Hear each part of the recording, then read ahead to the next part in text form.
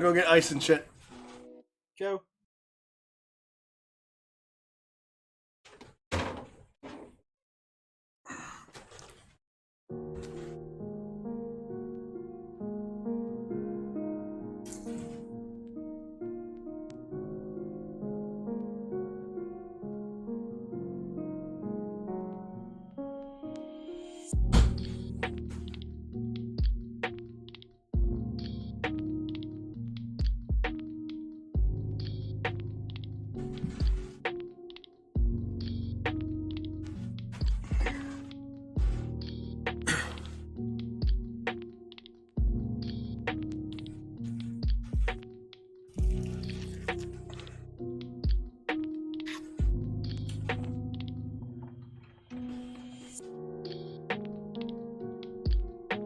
Jody, you got a full stack of waffle cakes. You gotta pour some syrup on that ass.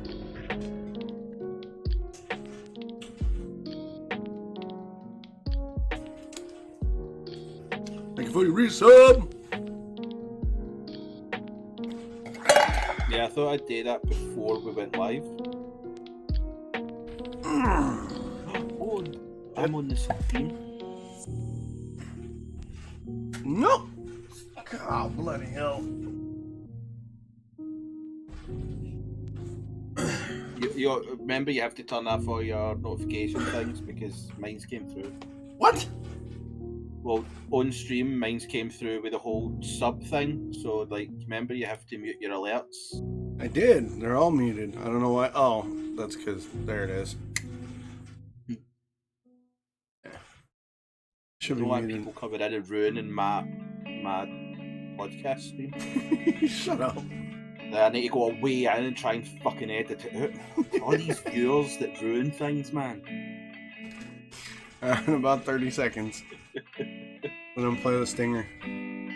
Alright. So 30 seconds to start screaming. Yeah, pretty much.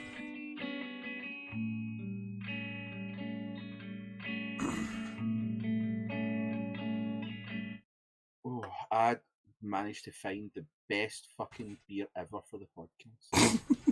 Oh, yeah. I'm gonna love it. It stings a lot. That's how much it stings. Alright, 15 seconds till the stinger. I'm trying cider tonight. Not. Alright, Magnus is nice. stinger time.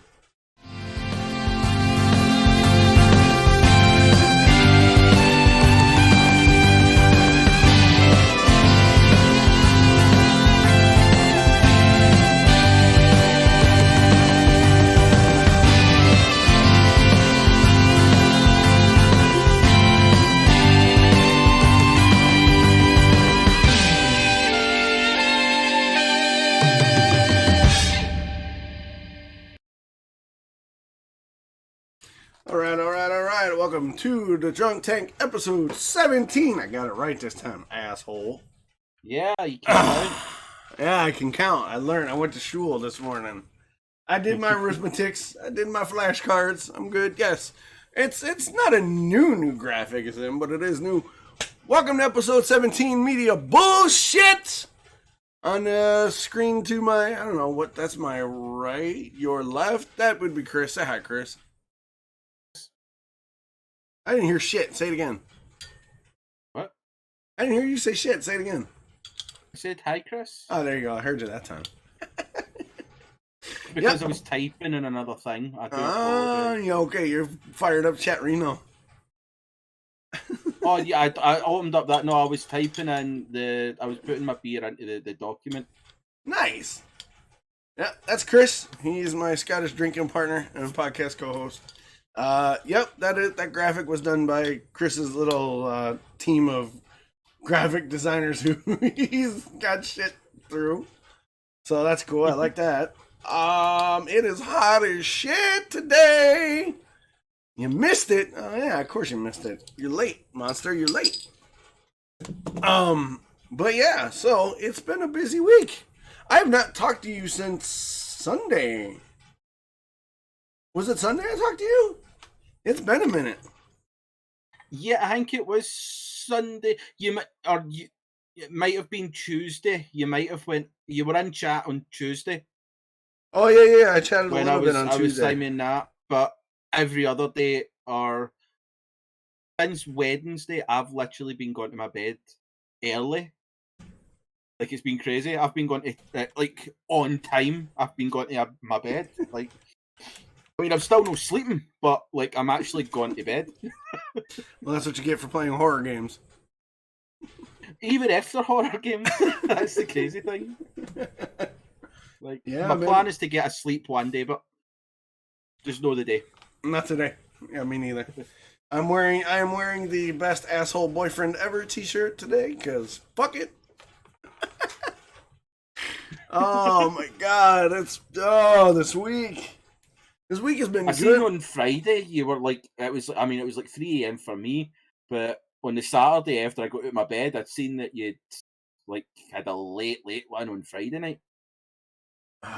Did I stream Friday? No, but you timed in Discord. Oh that you were just getting in. yeah, dude. I got work went nuts, and then I came home and like I was so far behind.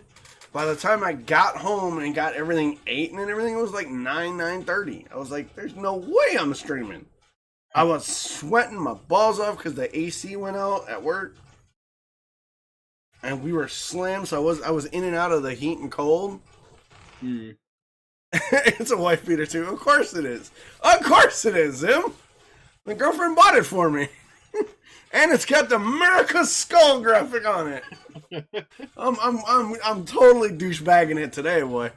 I'm douchebagging it today. Oh my god. But yeah, work has been interesting, okay? Work hasn't been bad like it normally is. Like, oh my god, I hate my job. It's been crazy because one, it's been 3 weeks since I gave my notice. They haven't talked to me at all. Like, I don't know if they're mad or salty that I'm leaving, but they haven't talked to me. I don't know who's replacing me. We're losing the only other two permanent guards are leaving. So they've got a 6-man site with nobody there. All right. And they're getting mad because like they called me up. They were like, "Hey, we need you to work extra." I was like, "No, I gotta pack my house." And they're like, "But." I'm like, "No, I gave you a 14 on Wednesday or a 15 on Wednesday. I'm not working late again because you can't do your job." And they were like, "Well," I was like, "No, it's not my job. I gave you 30 days notice that I'm leaving, and you are either failing to fucking find somebody to replace me or you're dragging your feet." So yeah, that's been interesting dealing with that and the lack of communication with work. And then here at the house, things have been crazy because we finally got notice that the financials are dropping this week. Right? One half of the financials are dropping this week. Then we got notice that the other financials, I know, right? The other half of the financials are being processed to be dispersed. So instead of having like no money, we're like, we don't got nothing in the bank right now except for what we've been able to script and scribe, which is enough to get us out there. But we're gonna be like, arms for the poor, arms for the poor. Turns out we're gonna have we're not gonna be like spade tight or nothing, but we're gonna be all right. Problem is, we gotta look at the timing of when, like, the first half drops this week, and then the other half of the finances that we weren't sure were gonna be available will drop sometime, hopefully before we leave, or it'll drop while we're on the road direct deposit. Right. So if we get both financial drops plus my paycheck plus my vacation, so when I get my paycheck on the 25th, that's the day, the morning we leave, I'll have 121 hours of vacation pay on that. I'll have 90 or more hours on that for my regular work week, plus I'll have 27 or more extra hours because we don't get paid for the week of work that we get paid. So like we get paid every 2 weeks, but time. Yeah. So like the payday week, we don't get that. But because I'm leaving that week, they're going to add paydays 3 days on top of my payday schedule. So I should have something like 130 hours regular pay and then like 121 hours vacation pay all on one check. And then instantly 500 of that is going to, that morning is going to my ex for my July child support. So I'm going to send a bunch of money to the child support agency and say this is July's payment. And then the extra that I give her to make up, because they haven't, child support never rebalanced my child support payment. So between me and my ex, we worked out how much more it should be. And I just been paying her cash to equal what my child support would pay. So I'm basically chunking out July so that she has her July child support, so that in case I don't work right away, she doesn't miss out on child support, and I don't fall behind. So, and then once that's done, we gotta hit the grocery store on the way out of town because we're doing like sandwiches and snacks and shit for the kids for the road. And then we're just gonna make sandwiches and do like 11-hour days. We're gonna just do 11s for the 30 some hours it's gonna take. They will, Zim. They will. Oh, I've been reminding them daily. I sent them a breakdown. I sent them a breakdown of what should be on my check, and it was like to the minute. And all I got was, "We got it." So yeah. I mean, I'm excited. Like we had a walkthrough. We had a virtual walkthrough on a place that we're looking at.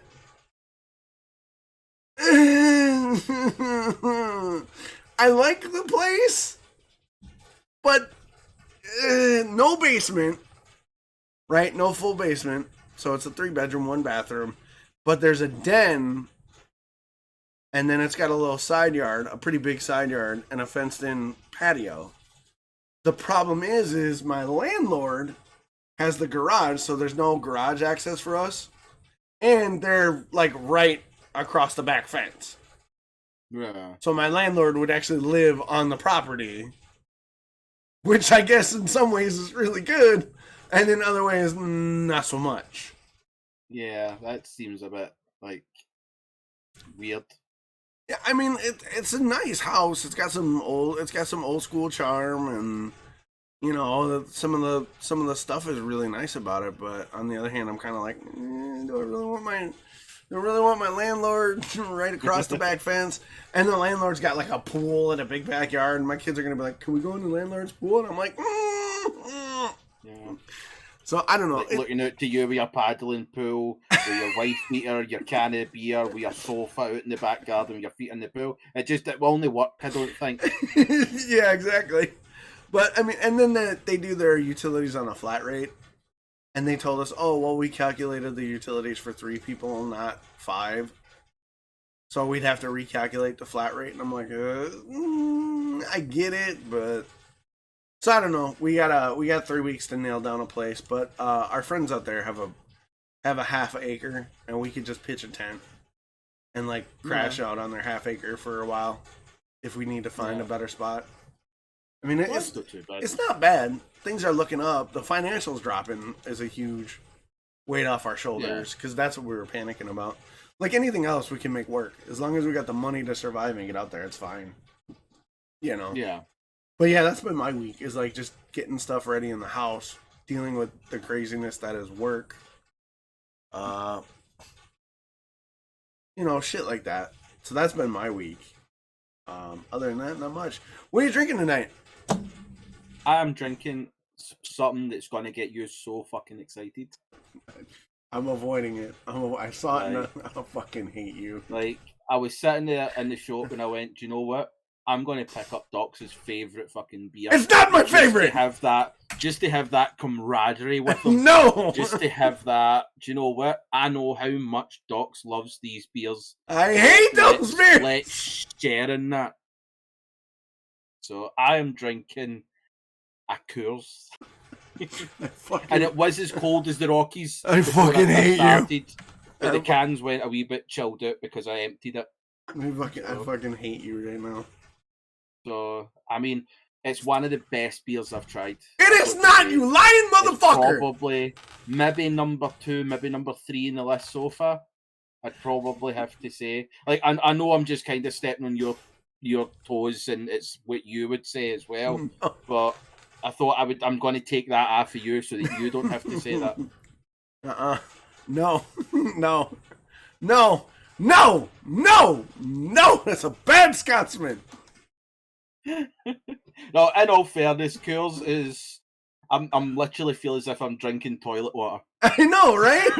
It's absolutely like it's just fucking wrong. Like that is just. I mean, don't get me wrong. Again, as we've said before, these beers are the gatekeepers to a night out. These are the ones that keep your night going on a cheap fucking basis. But my fucking god, that is rank. It is. There's just nothing to it. You're literally just drinking dirty water that hits you in the back of the tongue with the bitterness. That's it. Like, I feel nothing anywhere else on my tongue. It's just the back where the bitter taste buds are, where it's going, that's where we live. We live in that shitty area.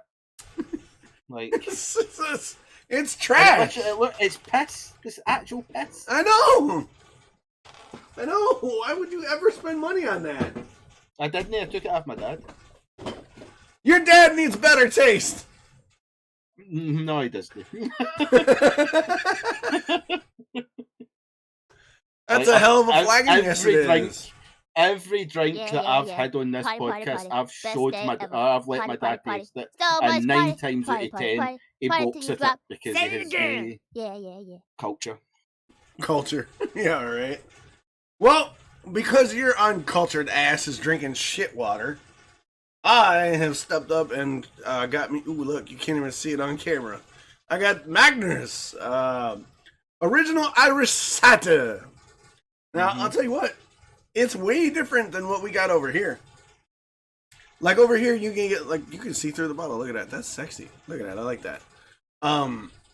You can over here you can get like Angry Orchard and what's the other one?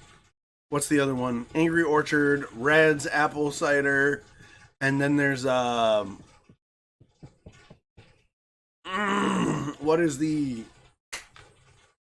There's like a squirrel or a angry gopher one or whatever. Angry groundhog or whatever. That's another really big cider brand over here. This one, not sweet. Magners is not sweet. No, it's dry cider. It's very dry. Generic as fuck. Yeah, there's God. There's no apple taste in it. It's the Coors of fucking cider. Like, this is just like you go into any fucking shop and say I want cider, and they'll go, "We've got Magners or Strongbow." Yeah, it's my air conditioner. It's running weird. I apologize for the rattle. I should be able to take that out when the audio version comes out, because my mic is. The noise gate edits it out, but when I speak, it is loud enough to get picked up by the mic. So I apologize, but I will edit that out for the audio version of the podcast. So please bear with me. What in chat, this US people will not have a fucking clue. So this is just between us and the UK people. Frosty Jacks and White Lightning, those two were fucking childhood alcohol beverages. You used to go down to the shop when you were like 13, 14, and you'd get your some random guy that was old enough to go into the shop for you, pick up your 3-litre bottle for like £2.60, and then you and your pals would go up to the fucking swing park or the fucking skate park or something like that, and you'd sit there, and that's how you'd spend your fucking evening. As a fucking adolescent 13-year-old shit stain. Yeah, White Lightning is a different thing over here. White Lightning is moonshine. For us, to be honest, White Lightning cider was probably the exact fucking same thing. Yeah, ours is white. Moonshine used to be called White Lightning because the way it was the white folk that ran fast. No, it was the shiners trying to outrun the revenuers in their souped up cars in the Appalachians and whatnot. Yeah. But yeah, there's also a brand of moonshine called White Lightning here in the States. It's not very good. I would imagine. Of course, moonshine itself isn't really good anyway. By the way, as we say every podcast, or nearly every podcast, if you are joining us for a drink, please be of legal drinking age. Do not drink and drive, and remember to drink responsibly. That way the lawyers Don't can't drink sue at me. 13 in the skate park. Yeah, don't do that either. Those were different times. That was when it was allowed back in the day. It was never allowed back in the day, don't lie. It kind of was. Like, they used to just walk up to you and go, "You use drinking? No. Pour it out. All right then." Yeah. And then they would leave you alone. You just had to pour out one bottle. They didn't know about the 6 we'd stashed in the bushes like 10 minutes earlier. Yeah. I remember back in the day where people were trying to do vodka in mouthwash bottles to go to school. That is such an amateur fucking move. I know! In a water bottle. You have 2 water bottles, one with water, one with vodka, and if anybody asks, you give them the water bottle, they drink it, and you go, "There you go, mate." I mean, why is it so difficult? Well, back in the day, water bottles weren't ubiquitous like they are now. Like, now you can carry a water bottle in school, but back in the day, people would, like, mix vodka into their, like, scope to get drunk at high school. I never did, because fuck that shit. But that was a big one for, like, the kids in my high school. They would take scope, especially, and mix it, mix it with vodka. I'm forgetting that you went to school with dinosaurs, but Shut when up! we went to school, we had like bottles of water, like they were very common. Not me. We back in the day, we even had like the bubbler still, like where you could bend over and get some water out the bubbler. Now everybody's got a water bottle. Yeah, because people would make out with the fucking The water bubbler. fountain. Exactly. So why the fuck would you want to drink that? That's the reason we have COVID. That's the reason you bent over in school. Yes, the things were. It was the Catholic school. No, it it was wasn't. the Catholic school. I went to public fucking high school. That was a shit show. I was probably safer. It was probably, yeah, you're probably right.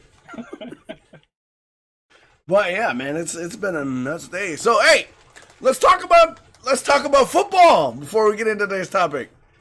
Scotland 1-0 against Luxembourg in the friendly today, huh? I know, it was a stunning fucking victory. It was not. They played their hearts out and fought for everything that game. Bro, that game was a snooze fest. Oh, it was pile of shite.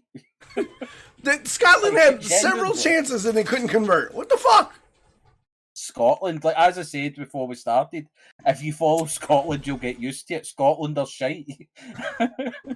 Well, how are they supposed to You'll get back? learn how to bullshit people. You'll learn how, when you're in Scotland, we talk about how shite we are, but to everybody else, oh, we're fucking amazing. Like we've just had our chance and our opportunity to take it. But you'll learn, as if you support Scotland, that you'll quickly learn that hopes and dreams are made up fantasies that do not exist, and you might as well accept the fact that Scotland are shite. Luxembourg was playing passive. Luxembourg was playing like they were laying on their back waiting for a date. And Scotland Because couldn't for do shit. 90% of the match, they had one less player. Yeah, but still, you can play aggressive. Why? Because you act like you want to be there. They were like, oh, we're Luxembourg. Like, at least Scotland was making attempts. Yeah, but like, how did the match turn out? A 1-0 win? Ever Luxembourg were doing worked. Because they managed to hold an aggressive team to a 1-0 victory with one less player. So, like, as far as I'm concerned, Luxembourg played well. It's like the whole thing, everybody was talking about when McGregor fought Mayweather. Yeah. And they were all geeing it, oh, Mayweather beat him, that's a thing there. At the end of the day, pound for pound, Mayweather is the greatest ever boxer in the last 100 years. Pound for pound. Best boxer. Conor McGregor got a decision against him. He went 10 rounds with the best pound for pound fighter in the last 100 years. Does they say much about Conor McGregor then? No. It doesn't. I mean, to be fair, Mayweather hasn't knocked nobody out in fucking 20 years, so McGregor wasn't in any real danger in that fight. Oh yeah, I know, but like it's a similar thing of like the Scotland games against Luxembourg. At the end of the day, say what you want about Luxembourg, they with 10 men they managed to keep Scotland at bay. Scotland had chance after chance. Scotland could not convert the chances. So Luxembourg, as far as I'm concerned, done well. I mean, you could look at it that way, but like from my perspective, I'm like, they were playing so passive that Scotland had 4 or 5 really good chances to convert and they couldn't. And I don't know why, because Luxembourg wasn't playing particularly good defense. Like, their keeper was really good, but half the shots Scotland had were wide off the fucking... They were wide or above. It's like, come the fuck on. It just comes down to the battle of Luxembourg's defence weren't that good, but if the Luxembourg defence were shite, that must mean that the Scottish attack were shitter. If we couldn't score against a shite defence, that must say something about Scotland. Yeah, it says y'all better step your game up. up. Once they went 10 men, they just went defensive because they knew that they had to be defensive to go on the counter. It was just a shame that their striker that you also love was shite. You know what? Just stop giving Rodriguez from Luxembourg problems. That brother was working his tail off. He could run. That was it. All he could do was run. They pumped the ball up to him and he ran. And then he couldn't control, he couldn't pass, and he couldn't shoot. And I'm sorry, if you're playing at international level, I know when you talk about like Gibraltar and New Zealand, they have players that are bankers part-time because they've not got a big pool. But Luxembourg have professional football players. And if you cannot play good football on international level, then I'm sorry, but you're just shite. That's it. Or you get better. Like, you've got plenty of time. Just train and work hard and you'll get better. But don't talk shite. I mean, to be fair, Scotland's 2 big strikers were doing good. Adams and what's his name? Dykes and Adams. Those 2 guys look like they know what they're doing. I mean, Dykes had a good. Dykes didn't really have the great game. Dykes is better played when he's got a partner. Every time Dykes plays, Clark always plays one up front. Dykes wins every fucking header, and nobody's up with him. Yeah. So the ball just gets to shite. He had somebody up alongside him, and they were decent. They just couldn't finish the fucking shot. So, like, it's proven that if Dykes is going to play for Scotland, he needs a pal up front with him. Otherwise, yeah, Adams looked like he was up to the task of helping Dykes out, but they couldn't connect consistently. They were trying to.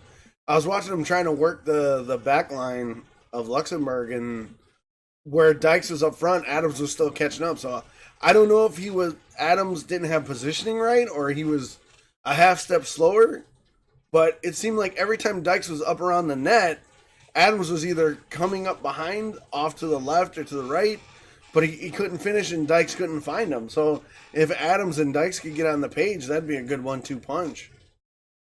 Mm. You know, and then who was that guy? They said there was a guy on Scotland from Rangers. Was that Fraser? No, it was Patterson. Was it Patterson? Young right back that came on. Okay, because I was like, oh, a Rangers dude. I know that team. Yeah, no, he's the only one. The other one was somebody that got injured before, so we've all that's the only 2 fucking Scottish players we've got. But it's just he is one of the better ones. I'm still confused as to why he didn't start, but why Patterson didn't start? Yeah, like I rate Patterson more than O'Donnell because Patterson's played at a higher level than O'Donnell. And you'll get people that will say, well, he's had 20 caps, but at the end of the day, he's played for Kilmarnock and Motherwell. Patterson's been at Rangers. He's trained with the best. He's played with the best. O'Donnell hasn't. And the problem that I've got with the Scotland team is so many of them do not have international experience. Like, I'm no meaning as in, like, we've got 3 goalkeepers over the age of 33. Which is weird because you really only play one of them unless somebody gets injured. So I would have taken a youngster. But up front, we've taken Dykes, Shea Adams, and who's the other cunt we've taken? I can't remember who the other person is that we've taken, but it's 3 players that have an unproven international record. Uh-huh. Like Dykes or Nisbet. Nisbet Yeah, I scored was his gonna first say it. goal against the Netherlands during the week there. So that's his first international goal on his debut. And then Dykes, I think, scored maybe 2-3 international goals in like 8-9 appearances. Shea Adams has scored 1-2 goals in like 3-4 in the international. So that's our three strikers do not have international goal scoring pedigree. There was strikers that we could have taken to have that bit of experience, and he's not taking them. So that's where you have to turn around and go, well, look at what happened today. We don't have strikers that can score goals consistently when the chances are there. We don't have a clinical finisher. Yeah. That's where I think you're going to notice Scotland struggling in this Euros, because we don't have an out-and-out striker, really, because considering that Shea Adams is a right winger made striker, Nisbet is a left winger made striker, and Dykes is a target man. He's not a goal scorer. He's a target man. Yeah, that's why you need somebody up with him. He had some good headers, but they were just off the mark slightly. Yeah. And then Adams had a couple chances, but that one where and what was it, late time, where that pass came off and Adams hooked it and it went into the ground and then popped up. Yeah. If he wouldn't have hooked it into the ground, he had a shot at it. Yeah, exactly. But that's somebody without the experience. That's just a young striker. You can't fault him for that. No, I'm not. I was rooting for him. Oh, no, I'm not saying it was you personally. I've just been like, that's something that you can't fault a young player for having. Those little mistakes, those are what makes you learn. And when you get to your peak, that's what makes you a better player. But it's that kind of way. It's a struggle that we don't have someone that we can rely on. I'm not saying don't play the youngsters, but what I'm saying is we should have taken a striker like the likes of Lee Griffiths or Jordan Rhodes or a player that even if you take off the bench 20 minutes late before the end of the match, it's a player that even in that 20 minutes, he's a threat and that the other team will have to fucking play football. So it's one of the ones, it's just a case of that's where I think we're going to struggle. That's where I think we're going to notice. Yeah, is just seeing, because we've got a midfield that's got experience. We've got a defence that has international experience. Your defence looked good. Your keeper looked really good. Yeah. Oh, the keeper, like, that's number one goalkeeper for Scotland. He's played many again. What was that, Mitchell? I think it was his name, Mitchell? Marshall. Marshall, that's it, yeah. Yeah. Yeah, it's he played good. Like, when it comes to football, I've played defenseman and I've played keeper. And my favorite thing to do is play defenseman because I like getting up in people's faces and putting my body on them. Like, guys would come down and they'd be dribbling the ball, and I'm pretty sure that's known as rape. No. Okay. They dribble down and I would get in the way. Or they would take a shot and I'd take the shot off the inside of the shin or whatever. And I really love frustrating guys when they have to change their dribble or alter their shot. So I literally get real physical playing defenseman. Where when I played keeper is a reactionary. You got to like fast twitch, change the directions. But but yeah, I really like playing defenseman because my specialty would be putting a body on a guy and frustrating them to the point where I literally had a dude kicked off the pitch because he just got angry because he's like, every time I get the ball, you're there. And every time I shoot it, it's bouncing off your chest or your leg or whatever. I'm like, then I'm doing my job. Yeah, defenseman. Yeah, right. I love playing defense. It was really good. Like, I watched the game because, like you were saying, you're my friend and you're rooting for Scotland. So I'm like, I saw it on my TV. I'm like, ooh, Scotland, Luxembourg.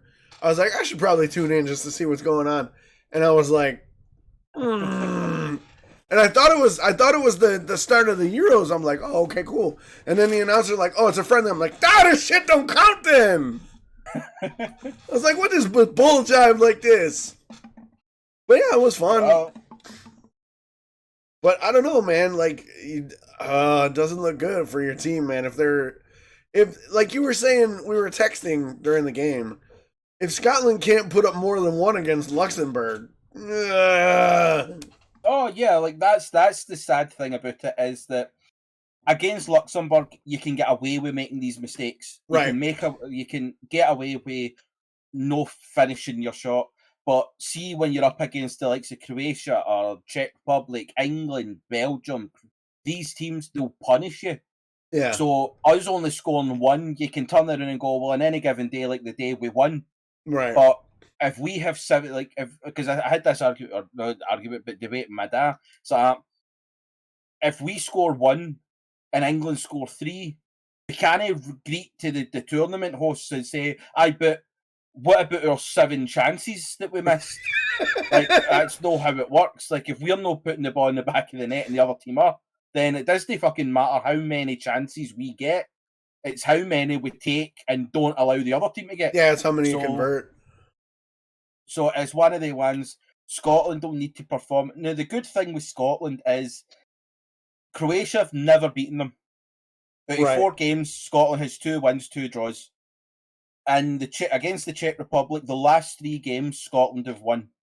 England, it's like we've had 48 wins, they've had 53 wins, and then there's like fucking 30 draws because we've been playing since the fucking 1800s.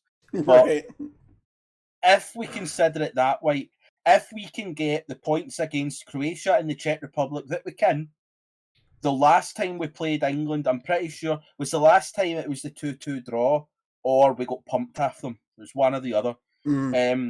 But in games against England, Scotland turn up. It's a rivalry. You always fucking turn up and play harder. Right. But to me, so long as we can get the points against Croatia and the Czech Republic, we'll qualify. That's it. We just need those 6 points.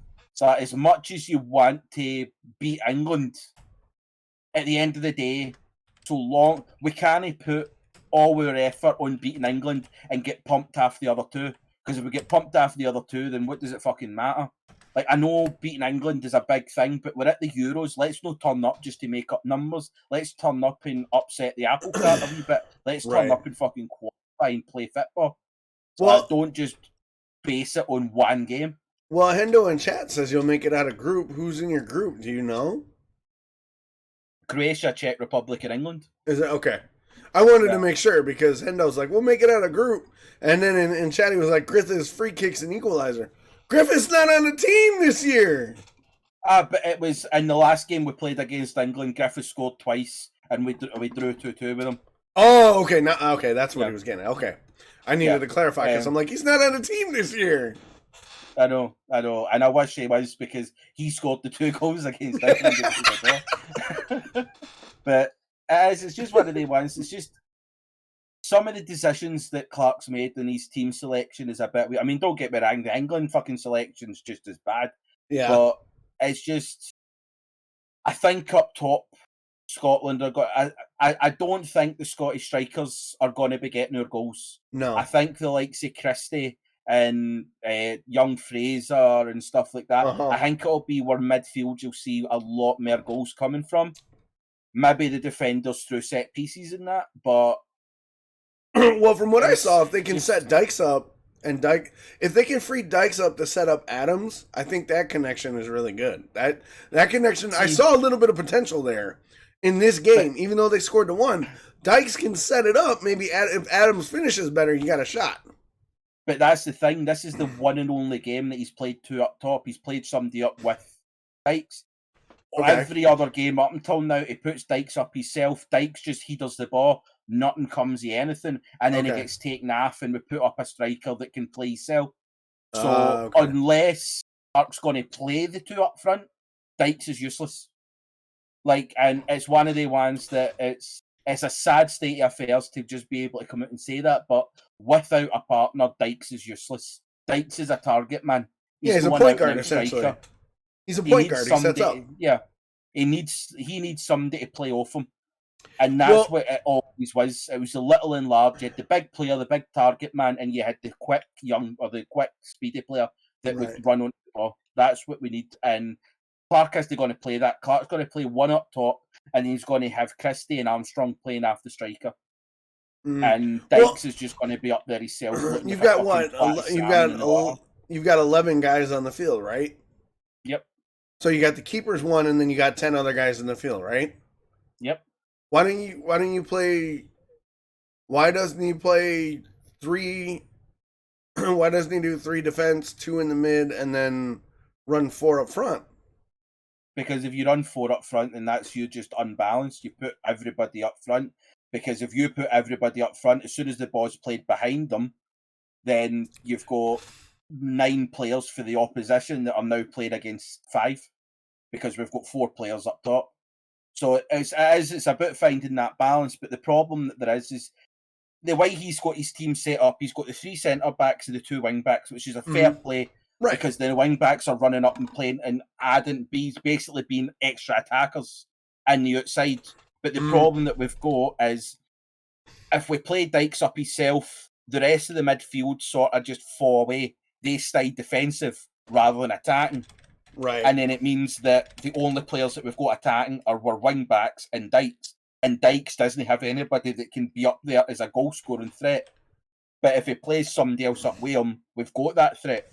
But it's just trying to find that balance, because you're like, well, who do you take off? I thought the team that he had today worked well. There's a couple of players that I would swap out that's got the experience and a wee bit more fucking determination. Right. But the way he had them set up works for Dykes. You've seen Dykes getting a lot more involved in the match. If you watch like a previous match with Dykes up front, when he's up himself, he's non-existent. He's nowhere. He ends up having to come back to the midfield to win the ball. And then we've not got a striker up front.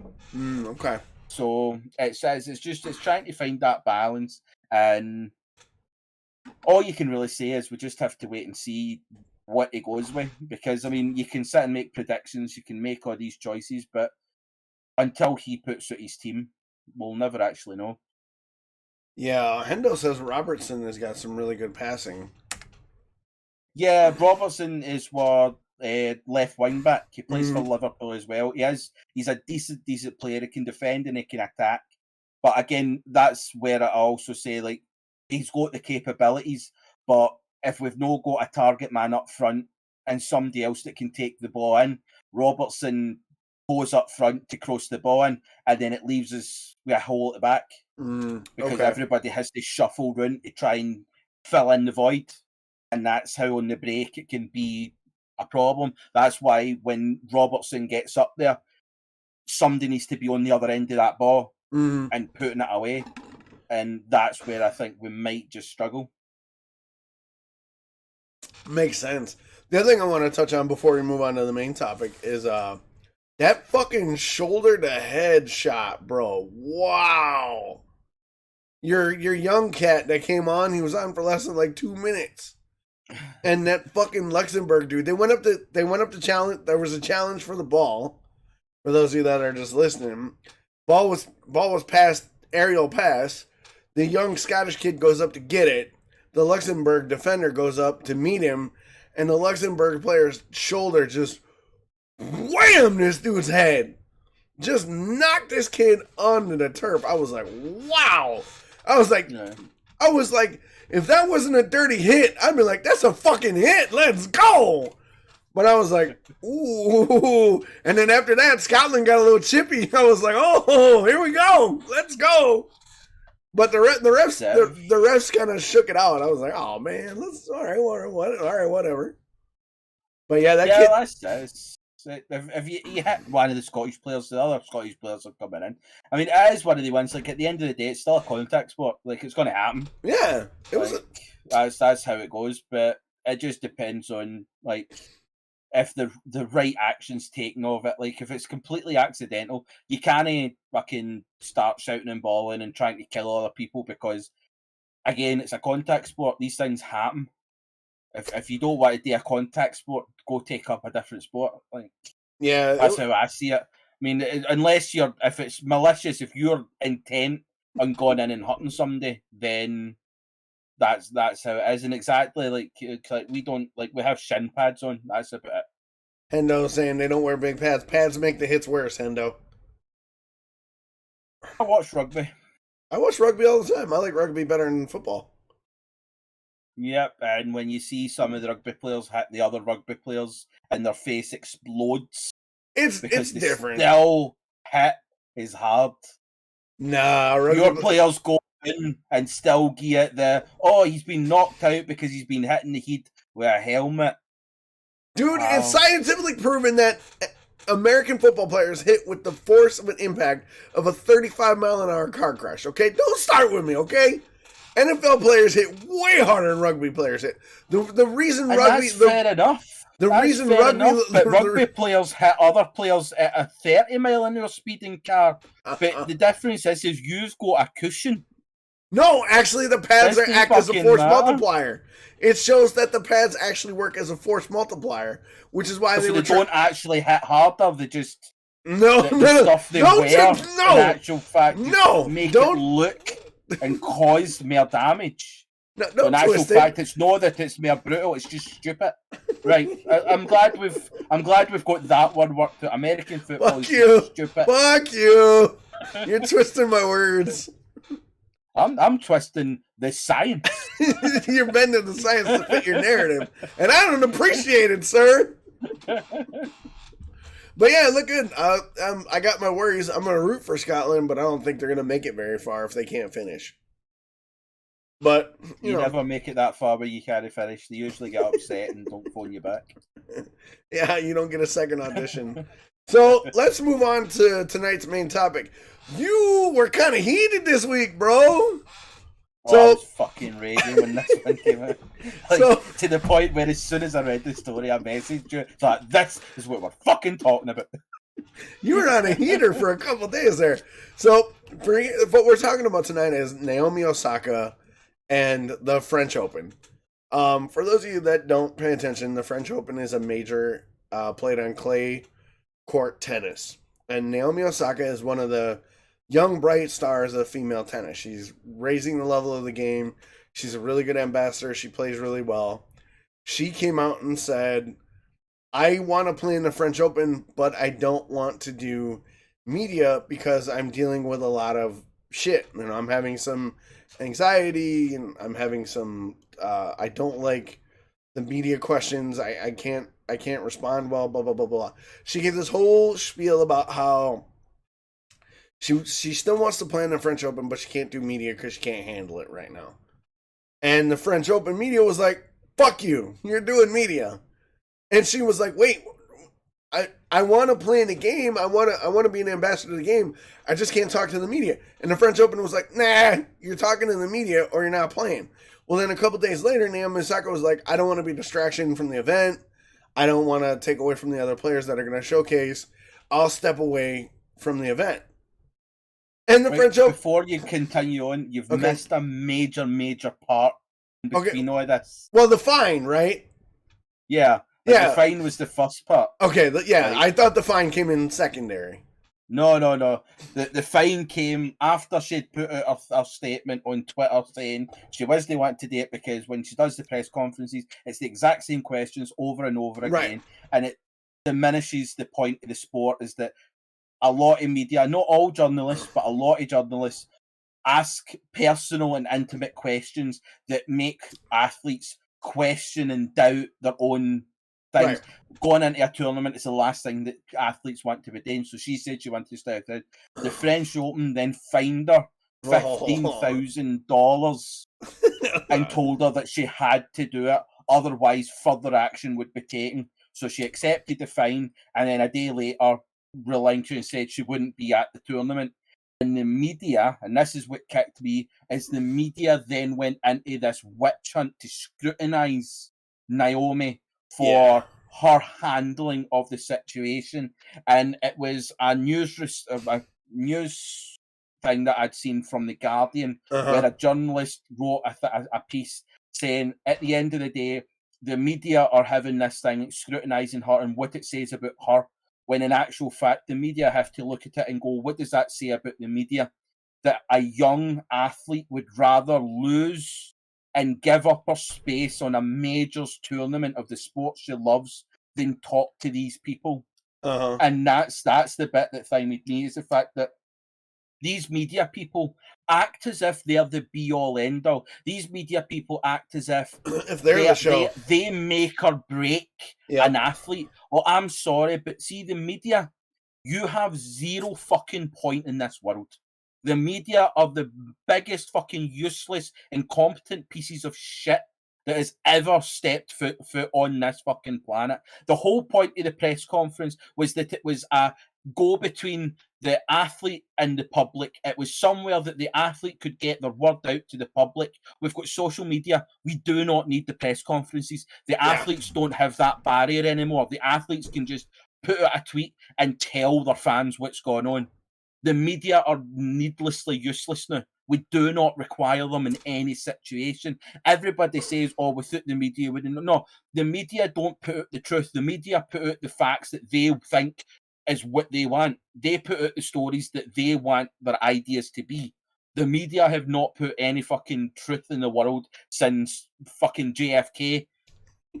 So it's one of the ones, when this story came about, and it was the way the media tried to act like fucking Billy Big Bollocks here, saying that they make or break athletes. I'm sorry, but that is just a big pile of fucking shite. I'd love for anybody that's a journalist to be listening or anything like that, and just know that if this is the type of person that you are as a journalist, you're a scumbag. There's no other thing about it. You literally, the fact that one of the first episodes we done when I went into this fucking heated rant about it and all that kind of stuff, anybody that can actively turn around and say that taking a photo up a celebrity's skirt and saying that it's your job, you are scum. You deserve fucking death. That is it. Even try and justify that, you do not deserve existence on this planet. Well, let's. I agree with 99% of that rant. Let's clarify though. There are actual journalists, there are media people, and then there are paparazzi. Paparazzi fucking scum. Most of the media talking heads scum too, with a few exceptions. Actual journalists don't get enough credit for the shit they do, because the world isn't... Does an actual journalist speak out against these people? Because if not, they're just as bad. Yes, real journalists speak truth to power. Now, there's not a lot of them anymore because they've been bullied and nobody wants to hear about the facts and whatnot and don't want to confront the ugly truth, but there are a few out there still. But most of the news cycle, and especially the sports news cycle, is talking heads and pieces of trash who just want to use an athlete to make their name because they want to break the story. I will give you that. I will say though, I linked a video to you after you linked that Guardian article. It was from First Things First. It was a sports talk show where Nick Wright and Brandon Marshall, a former NFL wide receiver, had a discussion about the Naomi Osaka thing. Did you get a chance to watch it? No, I actually think I lost it in the thing, and then I actually went back to it. Well, what it is Brandon Marshall is a former NFL wide receiver who played 11 years in the league and has done a lot to do mental health for players and athletes and been a mental health advocate. Well, Nick Wright set up the topic and said, hey, this is what it is. I think Naomi Osaka, is right to speak out, and I think she should have exercised some demons on clay. Nick's point of view was the French Open should have took this as an opportunity to take the right stance on mental health and dealing with an athlete who has social anxiety and whatnot. Brandon Marshall expanded on it that Naomi Osaka had every right to say what she said, and that the French Open was in the wrong, and that Brandon Marshall works with people like Naomi Osaka, athletes, because she is in a position to grow the game. The French Open, instead of finding her and treating her like a pariah and a bad seed, should have held her up as an example and said, we're the French Open, we will adjust, we'll make the adjustments. Maybe she doesn't do the press conference till after the tournament, where she speaks about her play after the tournament. Move her press conference to after the tournament play, so that she can not worry about having to answer the same routine questions before the game. But they didn't do that. They went the complete opposite route. So Brandon Marshall and Nick Wright's perspective was from a player perspective and from a pundit's perspective, the French Open missed an opportunity to create a narrative that positively highlights the athlete's response to mental health, where they went the opposite. And what they should have done instead of talking about her mental health was looking at her difficulty to play on clay court and use that as a talking point, not the mental health aspect.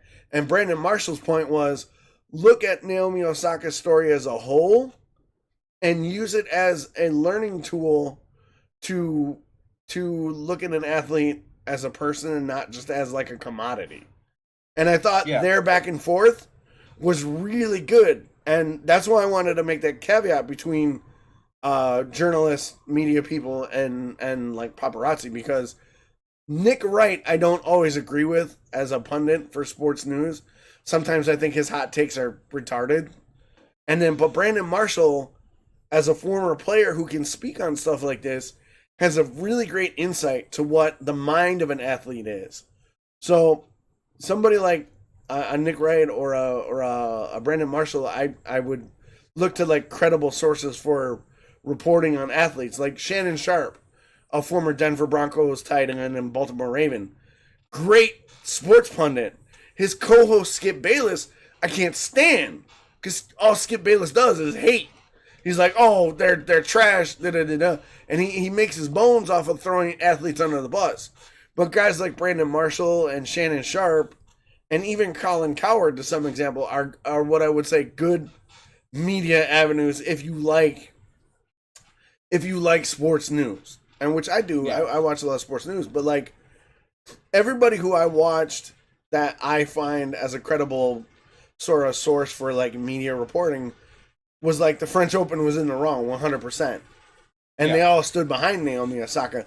It was only the jackasses like TMZ and a bunch of other people who were like, oh, why does she get special treatment? Fuck you. Yeah. She clearly said why she doesn't want to do it. You should have just said, okay, we get you. We'll make accommodations. Now, to play devil's advocate, you could say, well, if they make exceptions for Naomi Osaka, they got to make exceptions for everybody else. Okay. Yeah. How is that a bad thing? You know? Yeah. No, I can kind of think with that. I think when you listen to like ex-athletes, they have an insight to be able to understand.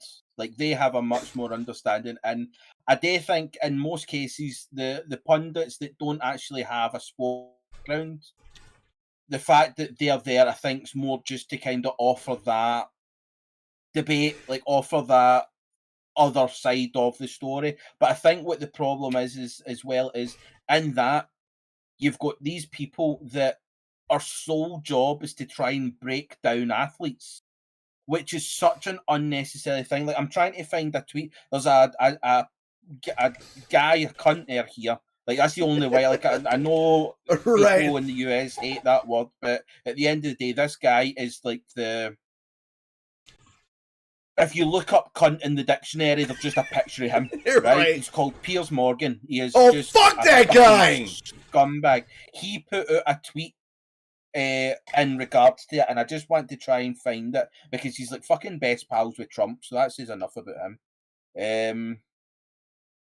But he seemed to actually like his take on it, and this time, mate, I want to just try and find it because it really is. When you listen to him, you think, my fucking God, you genuinely don't have a fucking clue in anything that goes on in it. And he gets a fucking kick out of it. Like, he loves when everybody's saying that he's a fucking cunt. Well, he's salty because Meghan Markle blew him off. I know, he's still pissed off at that because he's not got a pal. Like, fuck him. Piers Morgan is a pile of dog shit. He really is.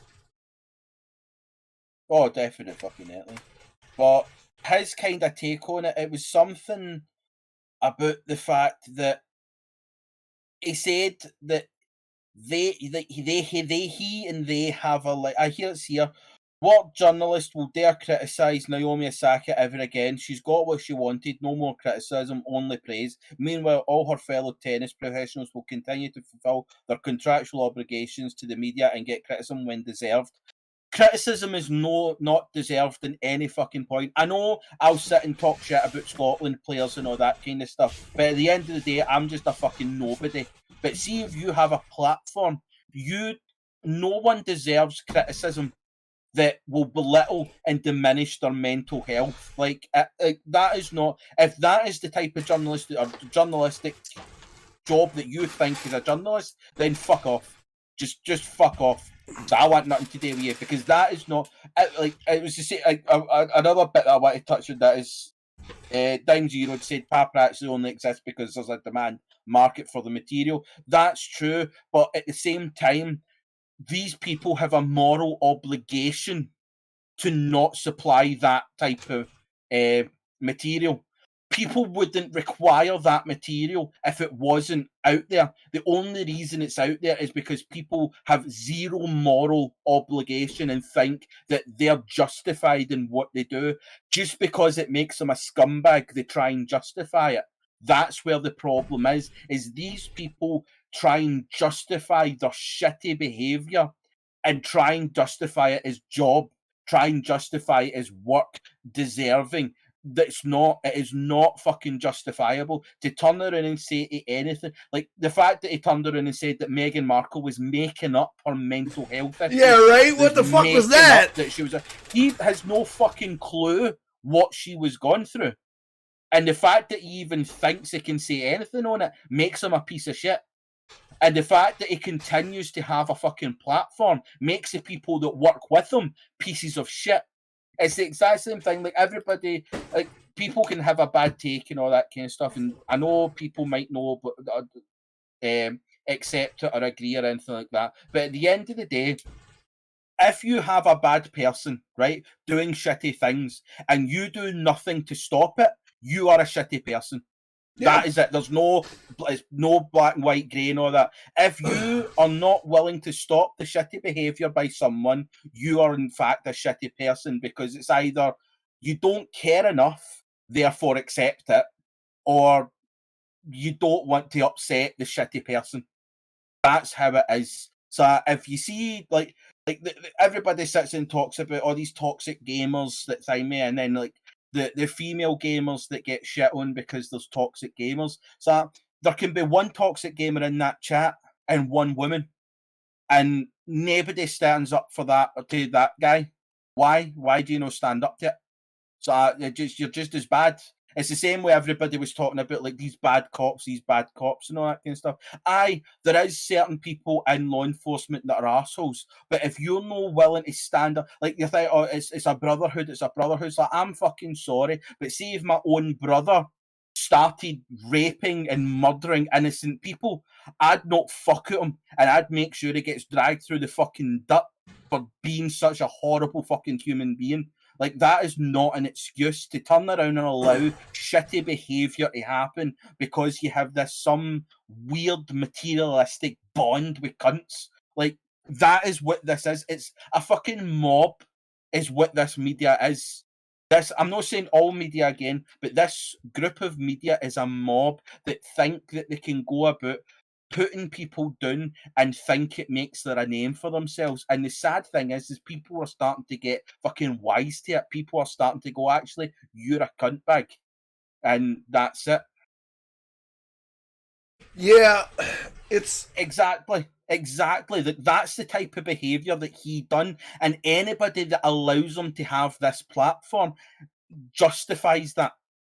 That is what it is. That's what it says about anybody that worked with Piers Morgan. They allow him to have this platform, and it's shit. It is disgustingly bad how they can allow that to happen, and any other person that has the similar mindsets. Yeah, Piers Morgan is like it speaks, like you said, it speaks to people letting him do what he wants, because for a long time Piers Morgan got ratings, right? He got people to tune in. Yeah. But there comes a time where you have a thing called diminishing returns. Is he worth the ratings and the shit that your name is going to get dragged through? Or is it better to cut him loose and start fresh and rebuild your thing? I think a lot of the time, big corporate media hang on to names like Piers Morgan and Rush Limbaugh and Rachel Maddow to touch the left side and Chris Matthews because corporate media is still shilling to the older generation. Corporate media is not hanging on to you and me. They're not hanging on to you, me, Monster, Zim. They're not hanging on to those guys. They're hanging on to like my dad and my grandfather, God rest his soul. But corporate media is hanging on to that demographic, and that demographic gets ratings. So they're going to tune into a Piers Morgan or Rush Limbaugh or Chris Matthews or what's the other guy on the left? Former ESPN guy, Keith Olbermann, right?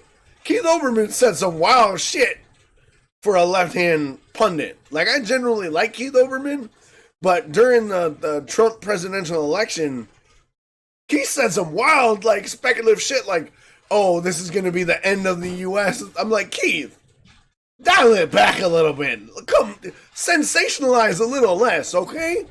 And I think that's why Piers Morgan still has a job.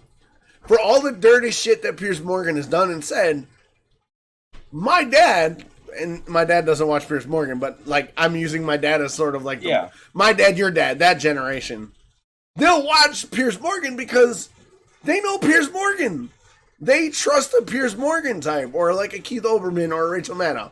They trust that because that's their media. That's their earpiece to the world that they are interested in. Like earlier in the chat, someone said just do away with press conferences because we don't need them. We don't need them. Other people need them. And that's why they're still there.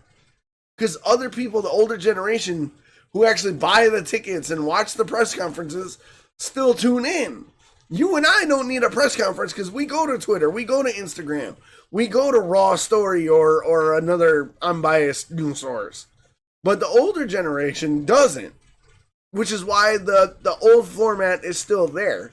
And I think media, sports media, because we're talking about Naomi Osaka and like athletes, I think the format of sports media definitely needs to change and be updated and to have a new perspective. But we also need to accept that mental health is a thing. We've gone so long as a society to stigmatize mental health and as a bad thing, and we've stigmatized mental health as a vulnerability and a weakness so that our athletes, our football players, our soccer players, our rugby players, our hockey players, our tennis players who do these immense feats of physical athleticism and endurance and strength, for them to say, oh, I'm depressed, is then pounced upon as a vulnerability and a weakness, and they're like, "Oh, well, he's breakable. He's weak on his game. We can use that." And I don't think that's the way it should be looked upon anymore. And I think that's what Brandon Marshall was trying to get at. Was the narrative of mental health in sports needs to be redefined from the, oh, you're weak because you're not feeling it, or your head's not in the game, or you don't have that killer instinct today. Instead of viewing that as like an athlete's weakness and vulnerability, we need to accept that athletes are human and have human frailties. Yes, you look at like, look at Hafthor Bjornsson right now. Like if you go to his Instagram, that dude is jacked, just fucking slimmed down, brutal looking. Like, dude, Daddy, call me. If I was, ooh yeah, like Hafthor is just fucking ripped, dude. Looks like the mountain, like this chiseled from stone. If he got an Instagram and was like, guys, I don't feel like lifting today because I'm depressed, the shit he would get. The shit he would be getting. Oh, you're weak. You're such a bitch because you can't lift today. That should not be the narrative that a dude like Hafthor should get. You know what I'm saying? You know what I'm getting at? Yeah, and make it worse is the people that are giving these people shit. It's like Piers Morgan turning around and talking shit to any fucking sport athlete, and you're like, who the fuck are you? Mm-hmm. You're a fat cunt that couldn't run the length of yourself. Who gives you the fucking right to make any athletic criticism on anybody else? Like, I'm sorry, but see, unless you've played the sport or are playing the sport at that level, you have zero right to have any justifiable criticism and cause to make any comment on anybody, because you are a fucking nothing. You are a nobody in that sport. It's one thing fans sitting making like a couch fucking player that's sitting there going, oh, he was so shite, I could have put, like us sitting here talking and bullshit and saying all these fucking shots that Scotland took and all that kind of stuff. Let's be honest, we wouldn't fucking make them because we wouldn't have been able to run the fucking length of the pitch to get to that. For like 90 minutes, fuck that. Yeah, like, no, that's not how it fucking works. But it's the fact that these people are trying to justify them having a fucking right to fucking say anything. You're like, go fuck yourself, you lazy bastard. You sit in a fucking studio day after day, sitting there eating your fucking donuts, and you think you can turn around and say one of the top fucking athletes that's devoted their entire life, every fucking waking minute into that fucking sport, and you think you can say shit about them? Fuck off. That's it. Just fuck right off. Fucking arseholes, the lot of them. Yeah, that also speaks to the nature of what, like, you mentioned earlier, criticism, right? How Piers Morgan and everybody would try to criticize somebody. The tweet that Piers Morgan, where he talked about Naomi Osaka got what she wanted and she's no longer going to be criticized. That's not what she wanted. Yeah. She just didn't want to talk to a cunt like you. Yeah. That was it. She just didn't want. The thing was, is she literally said in the press conferences, one person will ask you a question and you'll answer it, and then the next journalist will ask you the exact same question but a different way, as if you're expecting a different answer. So within 5 minutes, you've answered the same question with the same answer 7 times, and they get pissy that you're no changing your answer, and you're like, what the fuck do you want? And then after it, when they have, like, they've been beaten, and they come in and they'll turn around and ask questions like, oh, it didn't really work for you today. Or, they fucking shit, Sherlock, I got pumped. Like, what gave it away that I played shite? The fact that I didn't win, or the fact that I'm now sitting here in front of you as a fucking loser? Like, what fucking part was it? What was the dead giveaway that I was shite today? And that's the problem, is that these journalists don't have any fucking... They don't even have 2 fucking brain cells to rub together to even spark some intelligence. Is that this is the type of shit that they do. And they think that that's okay. That's the worst part, is they think that in their fucking thick skull that they're actually right. And you're like, you're not. You're a scum. You're a cunt. That's it. Yeah, it really comes down to the nature of the press conference itself and the context, right? Like, if I go out, because I've played sports all through as a kid, right? I played elementary school, junior high, high school. I played in City League. If I had to do a press conference and I lost that day, and someone said, well, it wasn't your day, can you explain to me why you think it wasn't your day? Like, that's a fair thing, because you want to know my mental process of how I felt during the game and what I was feeling, right? I can accept that as a legitimate question. But if you say, oh, it wasn't a bad day, it obviously wasn't your day. What could you have done differently? Could you not tweeted the night before or whatever? You're not looking for my process. You're now questioning my dedication to the sport over my dedication to my brand. If you ask me what I was thinking about how my play was, I'll give you a breakdown of my play. Like, when I played football, like... You dead? I'm fine. He's alive, folks. He's alive. Anyway, if you question my play and you want to know how I was feeling or what I did strategically different, like when I played American football, I played quarterback all the time. And when I would have a bad game, my coaches or whatever would be like, well, where's your head at? what'd you think about that or that, I would break down my play. Okay, on this third down when I had to roll to my left and throw it downfield, I shortened my gait and therefore my mechanics of my throw were off. I'll give you that stuff. I'll give you what I was thinking and how my play was and whatnot. But if you're going to question why I was tweeting or why I was Instagramming before the game or what my girlfriend ate the night before the big game, you're not going to get that. And I think But that's you when wouldn't have that question What do you mean? because you're a man. They wouldn't be asking you about Instagram and Twitter and your girlfriend's tits. Like, that's not how a male athlete gets asked the question. Yeah, that's the crux of You'd it, be isn't getting it? asked what you were training like, what you were doing, why did you have a bad game, like what went wrong. But this is the point is Mm-hmm. you said that if they were to ask you a certain question, you would answer it. If they ask you to break down a thing, 5 minutes after a big defeat is the last fucking thing you want to be doing is talking to a random guy. You said talking to your coach, that's fair enough. It's an intimate conversation to have with your coach. It's a breakdown of what went wrong, where can you learn. But that's not what the media does. The media will turn around and say to you, so what went wrong? And you would say, oh, at this point in time, and then it would be a straight away, it's like, well, do you think if you keep doing that, you're going to get better? Is it going to keep getting worse? How much further down the tunnel you go? Do you think that you're now going to lose your spot on the starting 11 No. because you've actually been able to do? But this is what I'm saying, like, that's how Right. it would happen. So you're now sitting there going from, I had a bad game, to you've lost your start, you're a shit player, why are you here? How much more work are you going to have to now do?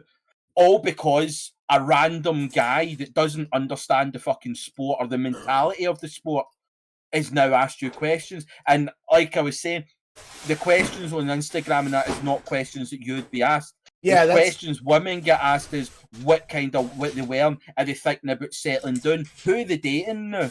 Can you stand up and there's a press conference for tennis players where a journalist asked a female tennis athlete to stand up and give them a twirl fuck to see that. what she's wearing. And Fuck that. how That's out of bounds. fucking disgusting of a human being do you have to be to think that's an appropriate question to ask an athlete? You wouldn't ask a guy. You turn around and ask Floyd Mayweather to do that, you get put in your fucking ass. But these people think that they can ask these women it because what's the woman going to do? It's just a dainty little woman. And one of these days, one of them's going to turn around and knock the living fucking shit out of you. Look at Tiger Woods. Tiger Woods shagged another woman. Yeah, Shagged a lot of plenty them. other A women. lot of them. Right? Drunk drive and everything, right? Where's he the now? Fucking still the top of the fucking world, making these millions on endorsements and all that kind of stuff because the media painted him as a fucking legend man. He managed to go and shag everything around and he still makes these millions. What's the shit that's happening to Serena Williams? Because she didn't want to talk to somebody. Yeah. Because she didn't want to date somebody, and she's getting fucking dragged through the mud. Yeah, because she's a This is the man fucking hater. problem. Yeah, she's a But man that's hater. the thing. It's because she's a woman. That's Yeah. it. That's That's the what only the- excuse they've got. But they're painting It's it their as she doesn't like sexist men. fucks. Yeah, that she don't like men. Pick it's that up. absolutely sickening. But that's the thing. Is if it's a guy that does right, like everybody keeps on trying to assign me. So, the media have the assignment to make or break you. No, they only make men and break women. If a woman starts doing anything fucking good, they have to be there to make sure she knows she's a piece of shit. And she's never going to make it anywhere. And see if they then continue to be better. The media get more and more fucking hounding. They go, hold on a fucking minute. We have to fucking end this shit. And they've done it to Naomi Osaka at 19 because the 5 fucking major tournaments of tennis have all got together to release a statement saying that at the end of the day, the media press conferences are a contractual obligation. So all 5 major tournaments basically went, mental health, women, go fuck yourself. The media are the best. That's what's happened. And I hope the big fucking like your Rolex and your Adidas and your Nike, I hope they all turn around and go, well, do you know what? Get your money for the media if they're so fucking good because we pay our athletes. Yeah, when that came out that they said it was a contractual obligation, I get that your press conference is a contractual obligation. The format and what you do for a press conference should be a mutable thing, because if I'm focused on a tournament, and I know I'm, especially in Naomi Osaka's case, she has trouble on clay. She's not a good clay court player. So clearly, going into the tournament, that's where her mind is trying to put aside those doubts of being on clay. Do the press conference after the fucking tournament. Yeah, it's not hard. The other thing that comes with it, like you'd said, that the press conferences are still there because the older generation still think with it. They still don't need to have press conferences, because what can happen is, see, the journalists, they can sit there and go on Twitter, and then they can mark up and put it on the news story. This is what this person said. This is what this person said. Instead of hounding people, and even at that, like you were saying, it's just such a fucking pointless thing. And we talked about how, like, the major had or the French Open had a big opportunity that they failed to fucking take. But the other thing that you have to go is, like, I know I'm just a fucking, my shithousery is fucking beyond because I'm fucking Scottish. That's just how it is. See, if I was Naomi Osaka in that moment and they turned around and said, you have to go to these fucking press conferences, do you know what I would have done in that situation? I would have turned up and see every question the press asked me, I would have said no comment, and I would have sat there on my phone just scrolling through Twitter or any fucking thing, mate, and just let them ask their questions and go, no comment, no comment, no comment. Because, see, at the end of the day, the contractual obligation is for you to turn up to a press conference. Yeah, no point did it say that you have to answer any questions. Facts, I would have 100%. sat there and just went, no comment, and then done it the entire tournament. Because, see, at that point, you might have just sparked that extra wee bit of the other athletes going, do you know what? I'm going to fucking do that too. And you'll quickly see the French Open change their fucking attitude. You know, I apologize, people are moving stuff around the house, so but to put a different spin on this, you mentioned that female athletes get shit on a lot, and they get asked questions that men don't get. You know where I've noticed that doesn't happen? MMA. Oh, fuck no, because we know they'll get their kicked in. That's what I'm saying, but that's what I was like. I literally made that point. They ask these athletes these questions because they know they're not going to do anything. MMA, they know they'll not fuck at them. That's why they don't do it there. And the other reason is because these journalists that go to the MMA and all that kind of stuff have some base level fucking respect for human beings. It's not just women in this situation. They have a base level respect for human beings doing a fucking sport. I think that too, and I'm not trying to be an MMA homer because I love MMA. I think the big thing, the reason you see the big difference in MMA is, one, talk shit to fucking Amanda Nunes. Go ahead. Ask Amanda Nunes about her girlfriend having her PMS day. Go ahead. Or ask Amanda Nunes why she didn't perform as good as Cody Garbrandt. I fucking dare you. Amanda Nunes would jump over that table, tear your fucking head off, and use it as a puppet and send it to your mama. Like, I think, like you said, I don't think it's that they recognize MMA athletes as humans. I think they recognize MMA athletes as somebody who would fucking knock their head in. But if you mentioned it earlier, Naomi Osaka is a 19-year-old person of color. She's tiny. She's good looking. So dudes in suit coats with fucking press credentials will be like, well, who are you dating? And because they don't look at her as somebody who would rip their fucking head off or embarrass them on a court, right? They shouldn't have to. Right, that's the point, is that they shouldn't have to. Like, it shouldn't be because she's a girl or she's young or she's a person of colour or anything like that. At the end of the day, she is an athlete. She is a tennis star. That is it. Because, like, I've had this trouble for a good fucking portion of my life. Before, I was coaching women's football, and it was the exact same fucking shit, day in, day out. constantly fucking demeaning conversations with people that don't think. The amount of times I go ask the questions, so do you stay in the changing rooms when they're getting showered? Fuck you, you disgusting retrograde. Like, That's how fucking bullshit. fucking dare you even ask that sort of question? And that's coming from a fucking higher up of the club that I was in. I'm not going to name the club because it was dealt with the fucking police. But Right? that's the fucking level that you were coming for with these old fucking geezers. And after that, I went into superbike racing, and it was a female racer that I was working with there, and the amount of fucking questions that she would get asked on the exact same fucking level. And what we were fighting for is, at the end of the day, she was not a female rider, she was a rider. She rode Right. a fucking bike.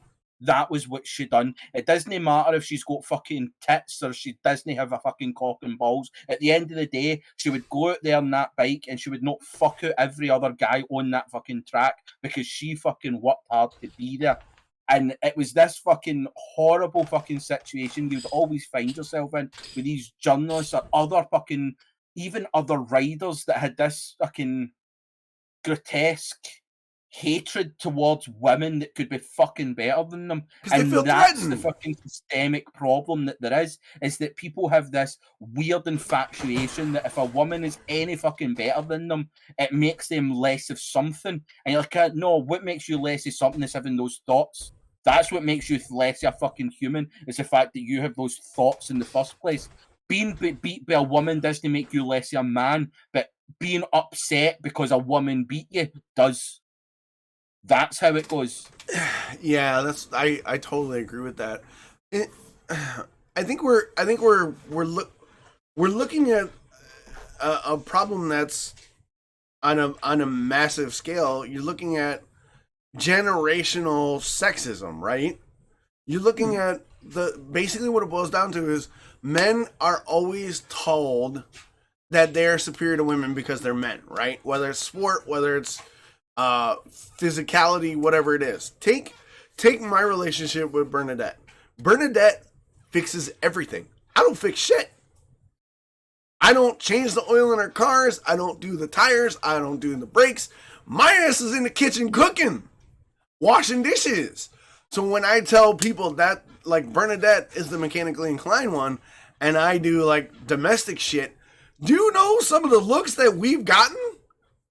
I'm like, she can't cook worth a shit compared to me. So of course I'm gonna cook.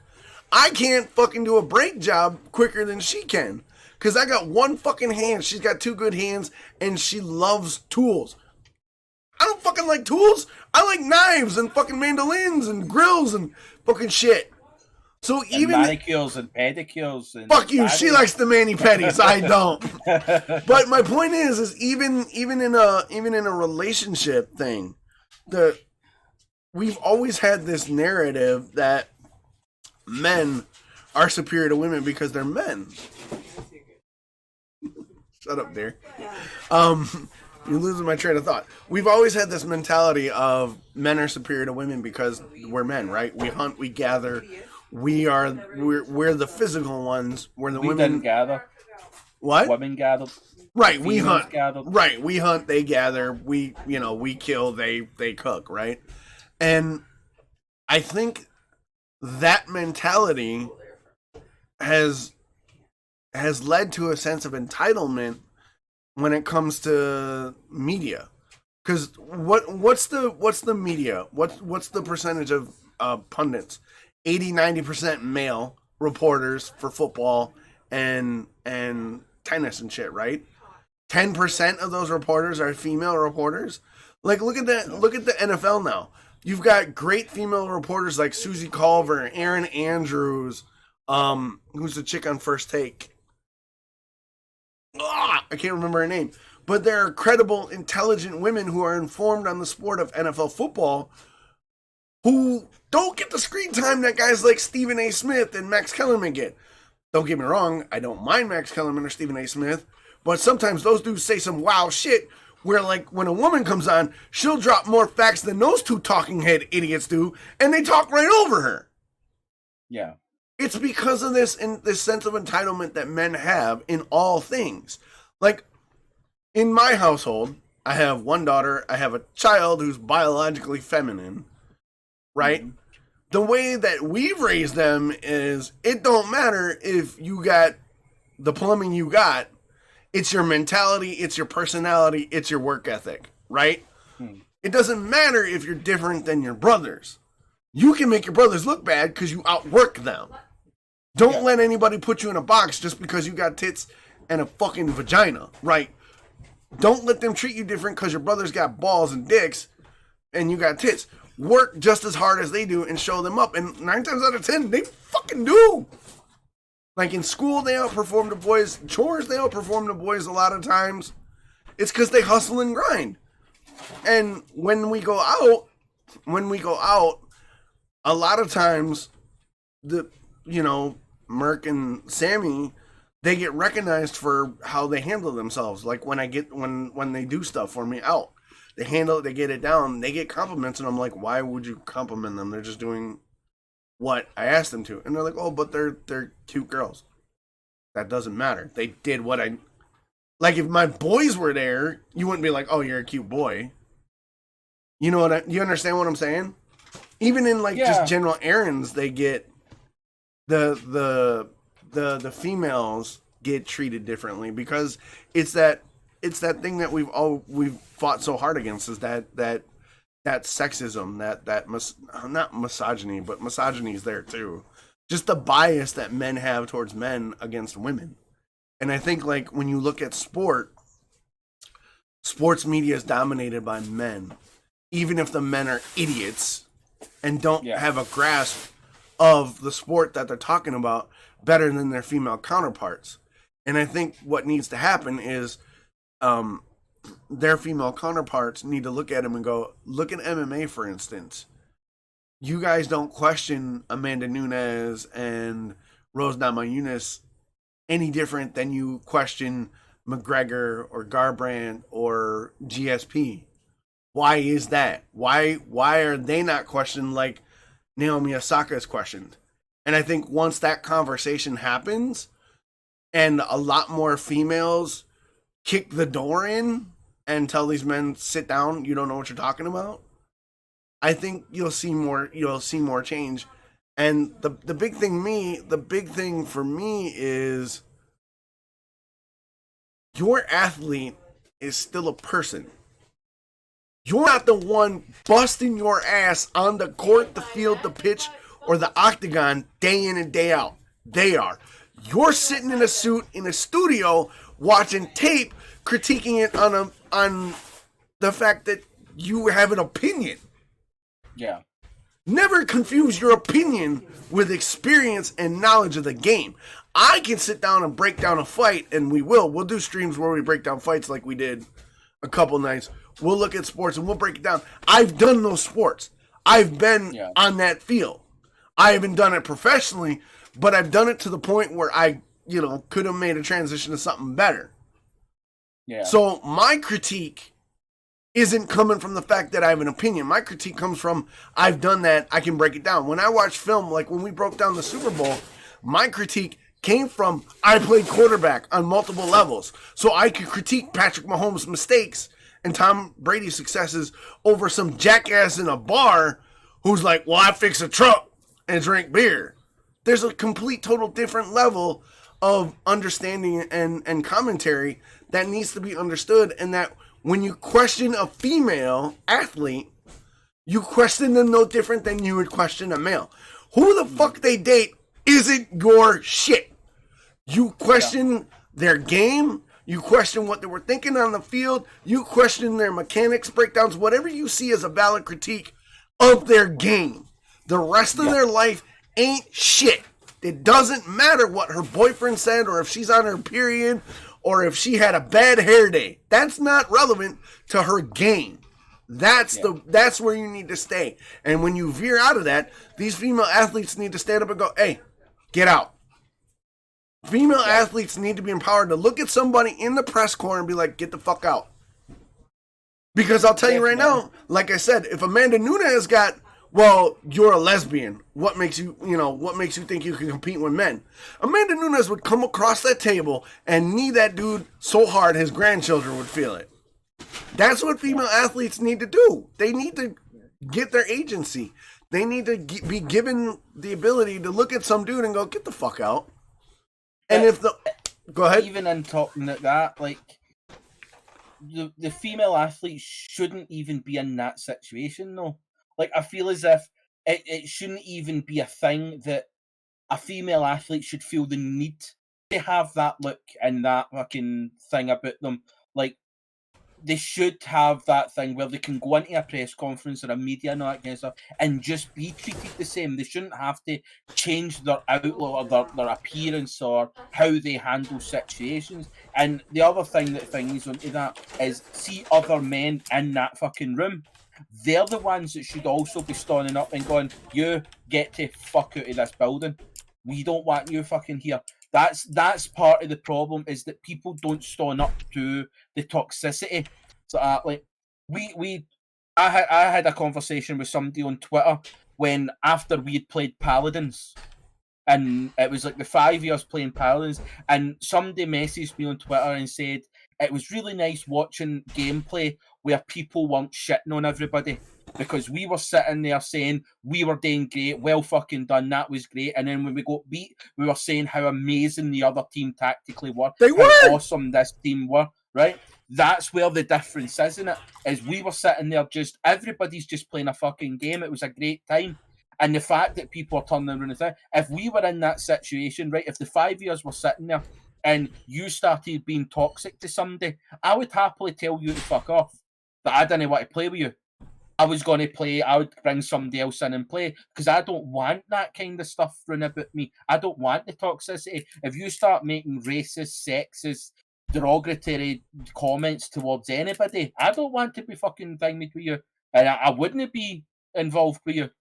That's the difference. So, like, as much as there has to be change within media and other platforms, because it's not just the media, that women are just treated the exact fucking same. There's a base level fucking respect that people should be treated, but everybody else has a due diligence to be able to kind of like acknowledge that somebody's been a cunt. Like, make sure that they know they're being a cunt. I'm not saying going up and try and start a fight with somebody. I'm not saying put yourself in a situation where you might get seriously injured. All I'm saying is, if there's somebody there that's doing something or saying something that is just downright wrong, but just say, excuse me, like, no fucking here, get to fuck. Like, it's went on too long where these people are getting away with shit. Like, you don't have to go and fight them. You don't have to think it, but make sure that whoever's around you knows that they're not alone. Like, that's it. If you see a woman and she's getting fucking hounded for something like that, just turn around and be like, oh, excuse me, take a flying fuck to yourself. No one here, that isn't happening. And that's where the media rooms have to be, because I can fucking guarantee you, see if you're sitting in an MMA press conference and somebody was to turn around to Amanda Nunes and start making really, really fucking shitty comments towards her up there, she wouldn't climb out that table, because the 17 other MMA fighters male that are sitting in that fucking room would make sure that guy doesn't see the light of fucking day again. Thanks. They'll make sure that he knows that isn't shit isn't allowed here. And that's the difference, is that's the type of fucking connection that MMA fighters have. That's the same kind of, you go to boxing, see a male boxer and a female boxer, they know the respect that's fucking there between them, because they know exactly what the other one's gone through. Yeah. Like, this whole sexist thing that people think is rife in everything, in most cases it's no, because the male counterparts know the fucking work and effort that has to go in to fucking get to that level. It's the people out with the sport that think they have an opinion. And they don't, they're just fucking stupid. They don't know. It's the same way, like one of the worst things is in Scottish football.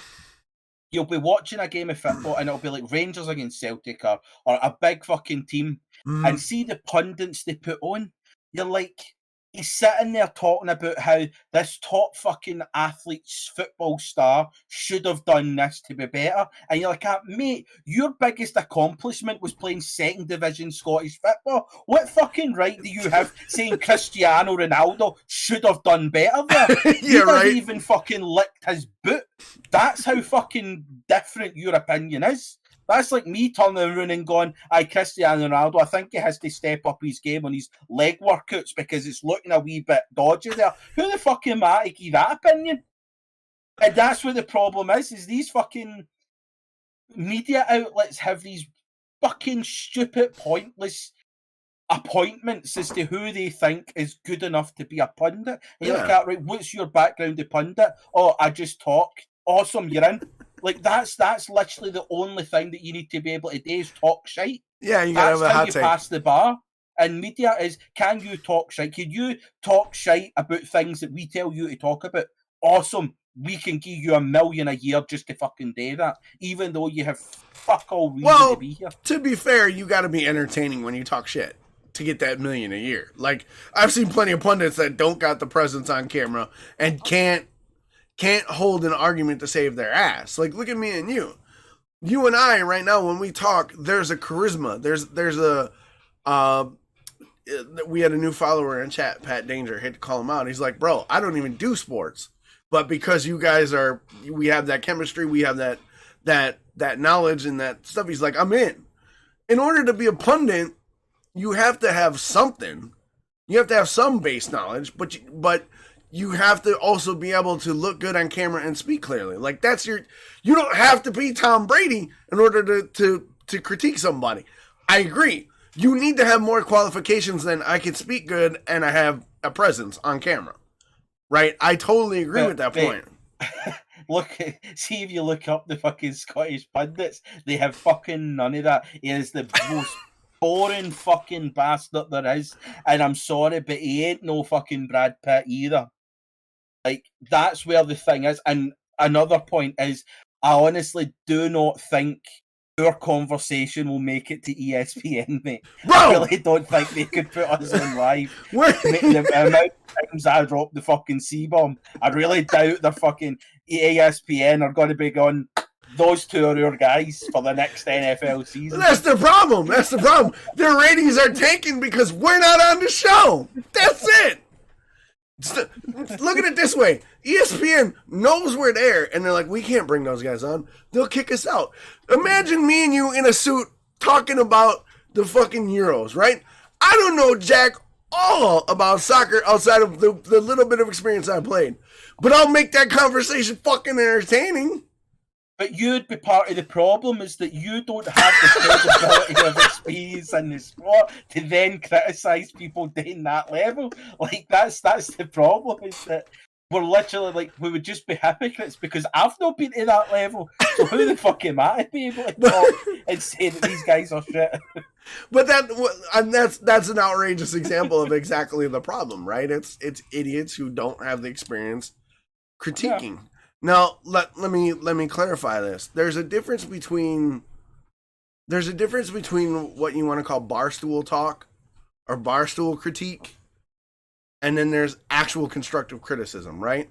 And I think a lot of times pundits confuse barstool critique with actual criticism.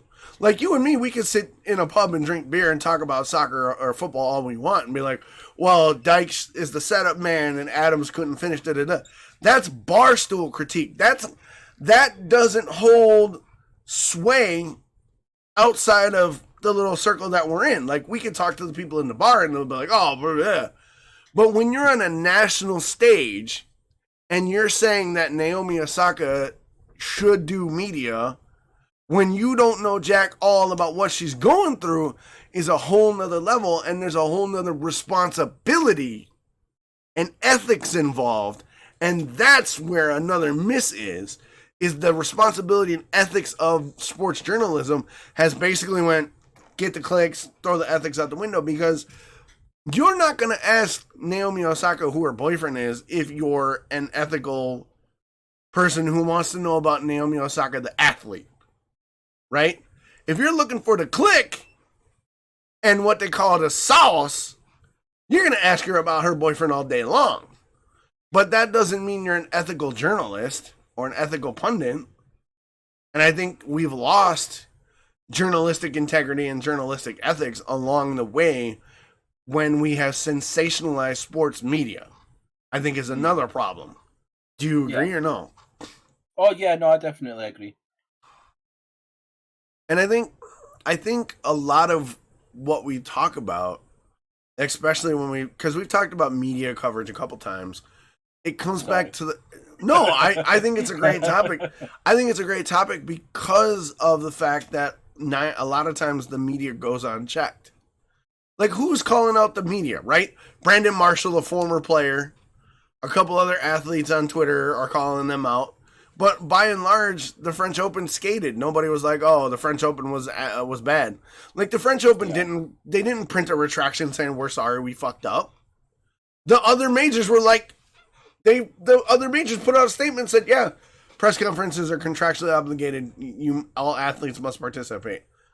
Yeah. Nobody held the French Open's feet to the fire except for a couple people, when more people should have, because the integrity of journalism, sports journalism, went out the window when it came about views and clicks. Just like look at the situation that we're in streaming stuff, right? There's so much drama around cam girl streamers and hot tub streamers about stealing views and whatever, that Twitch is like come out and said, well, they're not violating TOS technically, blah blah blah blah blah. Well, they're not. That's conversation, right? But I've had this so much. I know. I'm using it as an example though, right? By and large, cam girl streamers and hot tub streamers aren't taking my views. I don't give a shit. Go get your hustle, girl. As long as you're not breaking TOS, do you, boo. I don't care. But you look on streamer Twitter, and that's all streamer Twitter's up in arms about. Yeah. But there are real problems on the platform of Twitch. Discoverability. People who are shitty human beings not getting called out for their shitty behavior. The focus is on the hot tub girls and the cam girl streamers. So even within our little sphere of our platform, the ethics and the integrity of people holding people accountable isn't what it should be. So if a subset niche thing of streamers can't get their shit together enough to who's gonna hold the fucking 5 majors accountable, right? Yeah. And it's like, yeah, it's true. Like if we can't solve the smallest of problems, how the fuck are we expected to solve the big ones? You start by solving the small ones, right? Yeah. And if I was Naomi Osaka and a couple other female tennis players, I would look at the French Open and be like, I would look at the top female players and be like, we're not playing in your majors. I make enough money off my endorsements and I got enough money in the bank where I could sit a year. I'm not playing. Until you rework your press conferences and you start taking this as a serious issue, we're not playing. Yeah. See what your draw is like when your top 10 female tennis players, and female tennis gets higher ratings than male tennis does by and large, by far, right? So if the top 10 female players sit out, I bet your ass the French Open and the other majors are going to be like, we might want to rethink this. But it would be incumbent. It shouldn't be incumbent on the female athletes to do that, right? But 2, you're also asking a lot of athletes who make money off endorsements by playing to lose income for a year. Yeah. And a lot of times they're not willing to do it. It's the reason why MMA doesn't have a fighters union, right? Baseball's got a players union, hockey's got a player union, soccer or /football has a players union, but MMA doesn't have a fighters union because the top draws of that sport aren't willing to sit out and say, well, we're not fighting. Yeah. And even at that is with the likes of like that, it's the fighter's card. Like, you get paid for your bit on the card. So if you want to be better and get paid more, then get better and be paid more. Like, that's how it is. But again, that's a whole different argument and that kind of thing. That you shouldn't have to ask other athletes to sit out so that others can get more. But I do think there has to be some form of stand, because it was the same way. Like you look at the way the media boycott that Mm-hmm. football had over here, especially. Like I even took part in it. Yeah. I Where didn't we tweet about didn't it. post anything on, but that was more for social media. It was Right. a social media blackout because we were fighting for these social media platforms to use the technology that is available. They Mhm. have the technology to do it and take more of a stand against racism, transphobic, Right. homophobic comments, and all that kind of stuff. And like, as much as you can say that it worked or it didn't, like it's just it'll tell in due time. But like, these are the type of things that have to happen. Is that, like you said, people have to work together in order to make a change. And the problem is trying to get people on board to make the change. That's the main battle. Mm-hmm. Like, we can sit here and we can moan about media, we can moan about pundits, we can moan about fucking everything. Now, I know fine well I've moaned about a shit ton of shit on this fucking podcast that sometimes means fuck all to anybody else. But at the same time, it means something to me. Right. And that's why I want to use whatever fucking platform I've got to make that difference to me. I'll fucking scream at the top of my fucking lungs if I'm passionate about it. Because Yeah. at the end of the day, if me being passionate about other people's basic human rights, then I'll fucking fight tooth and nail until I fucking get a victory.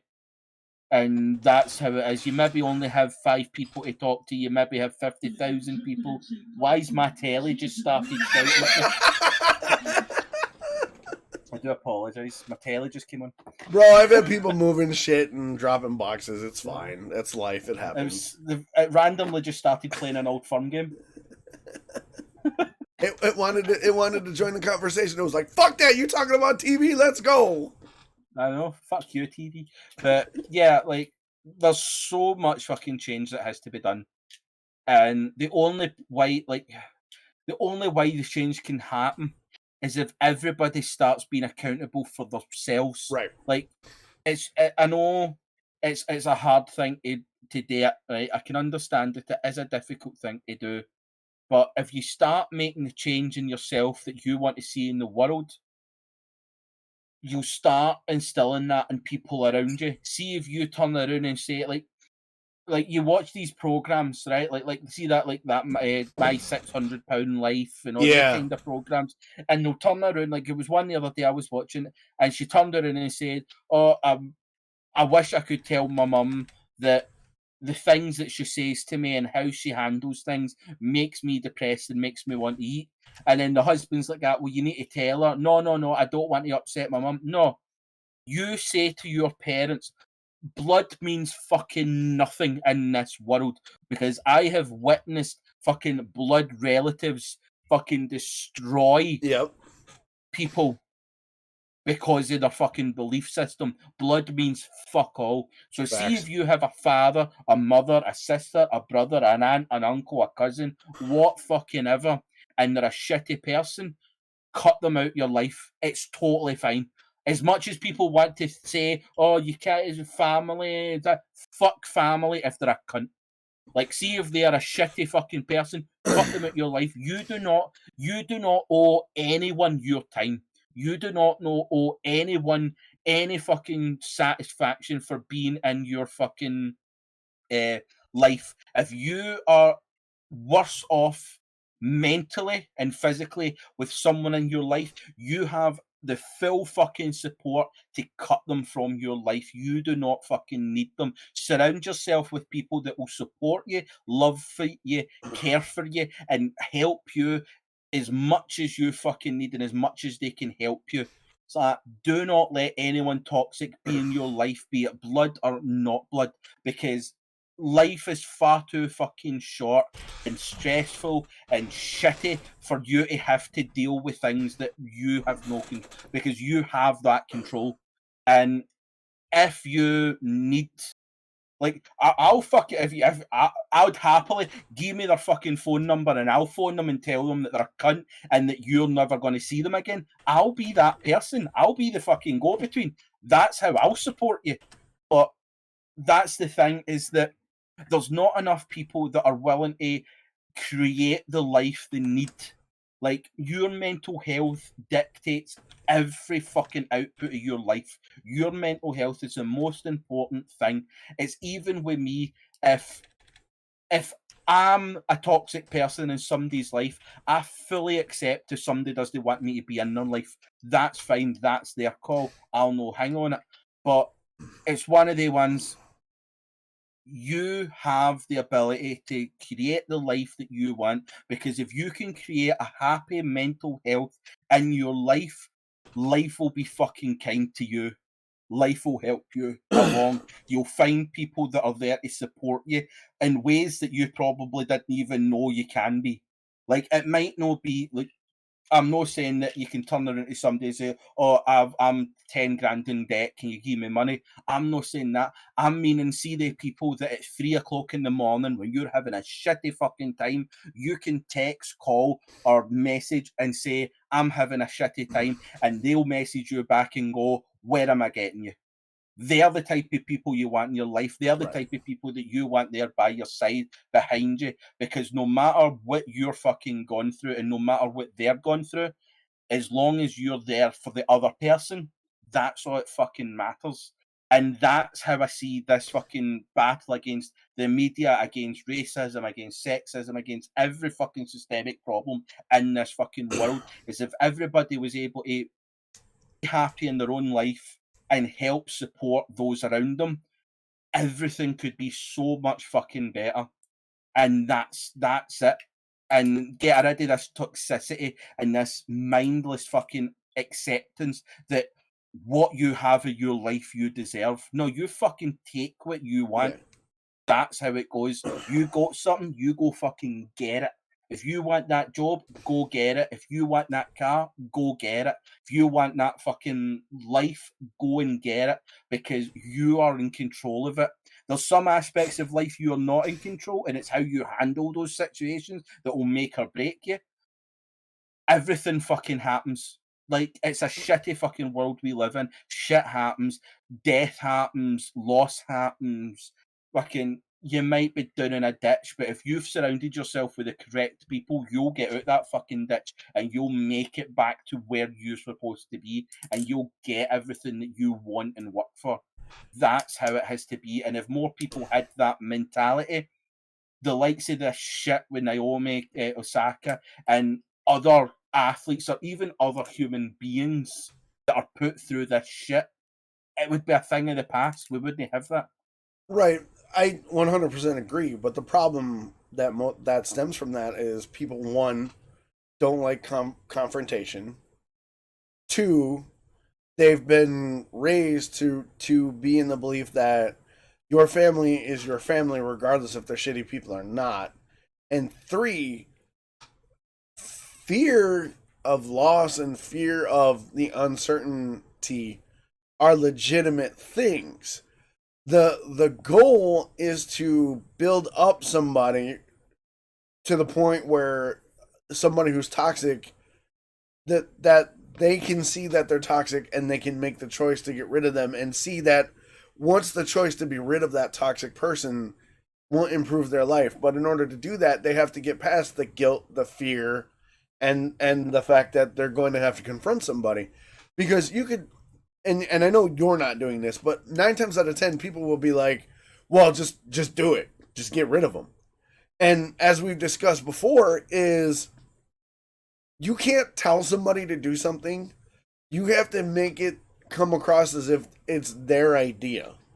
And a lot of times when you're dealing with toxicity in anything, the minute you say, well, get rid of them, they're going to have the opposite reaction. They're going to hold on to that person because, well, they don't understand. You'll make excuses for the behavior, right? A woman who's abused isn't going to leave her abusive boyfriend because her girlfriend said he's abusive. She's going to leave her abusive boyfriend because she looked in the mirror and saw that her face was fucked up for the 100th time, right? And she finally found somebody or some group that will support her in and give her the structure that she needs to leave. So I think when we talk about leaving toxicity, you mentioned it. You have to be surrounded by people that are going to build you up and kind of shelter you from the fallout. Because I've cut several people out of my life that are toxic. My sister I don't talk to, a stepson who I don't deal with anymore. For a long time, my brother I didn't deal with. Like, I've cut these people out of my life, and I am a person where it doesn't affect me. But I also recognize that I'm in the minority when it comes to dealing with toxicity. Because I'm a person that, if you're not grinding with me, you're not on my team, then you're gone. You're traded, you're gone, get the fuck out, right? But I'm a rarity because you look to another friend of mine who I won't name, I'll just use an example, 10 years in an abusive relationship. Full well knowing that it was abusive and toxic and dangerous. Hung on. Because they were deluded into the fact that, oh, I can change them. Oh, they'll get better. Oh, it's my fault. They weren't surrounded by people who told them or gave them the evidence and the facts that, no, it's not you. Yeah. So the fact that toxicity in any form persists is a testament to that. How do I say this without sounding like a horrible pessimist? That people have been browbeaten into acceptance of, well, don't be confrontational because then you're toxic. Don't change your scenario. Don't change your situation because it could always be worse, right? A lot of people have been browbeaten to believe that, and only in cases where you are shown that belief that's been so browbeaten into us isn't the reality, then change can happen. And I think that as we recognize more of mental health and we recognize toxicity for what it is in our own lives and hold ourselves accountable, then, like you said, we can then hold other people accountable and help other people see that behavior needs to change or situations need to change. Just before we move on, I just want to answer this question that came in chat. I'm guessing you were just about to read it as well. I was, actually. But Pat Danger asked if there's any tips on dealing with confrontation. I've been in that situation as well. I don't think anybody enjoys confrontation, really, unless you're an asshole. Nobody really enjoys confrontation because you don't want that sort of heightened stress that comes with it. If I've got any tips in it, is my first one is stay calm. Yep. Don't allow the emotions of the situation to anger you, frustrate you, upset you. Stay calm in the situation, because see, as long as you're calm and you can diffuse the situation, if they then start getting aggressive or anything like that, your calm and demeanor, as much as it might seem weird on the outside, your calm and demeanor can have a major impact on how they handle it. Because as much as you can be confronting someone with toxicity or any other behavior, if you're remaining calm throughout the entire thing, anything that they do or say will revert more on them and show them as who they really are to others. Because if you've just sat there and you've just explained exactly what the problem is and stuff like that, the other thing to kind of also offer in is, don't just immediately try and like cut off and like your side is always right. Always leave that part of open-mindedness. Like, offer situations that can help the situation. Like, offer kind of advice on how you can help what's going on. Like, if it's with a family member and certain aspects of what they're doing or what they're saying is a problem, don't immediately go in and cut them.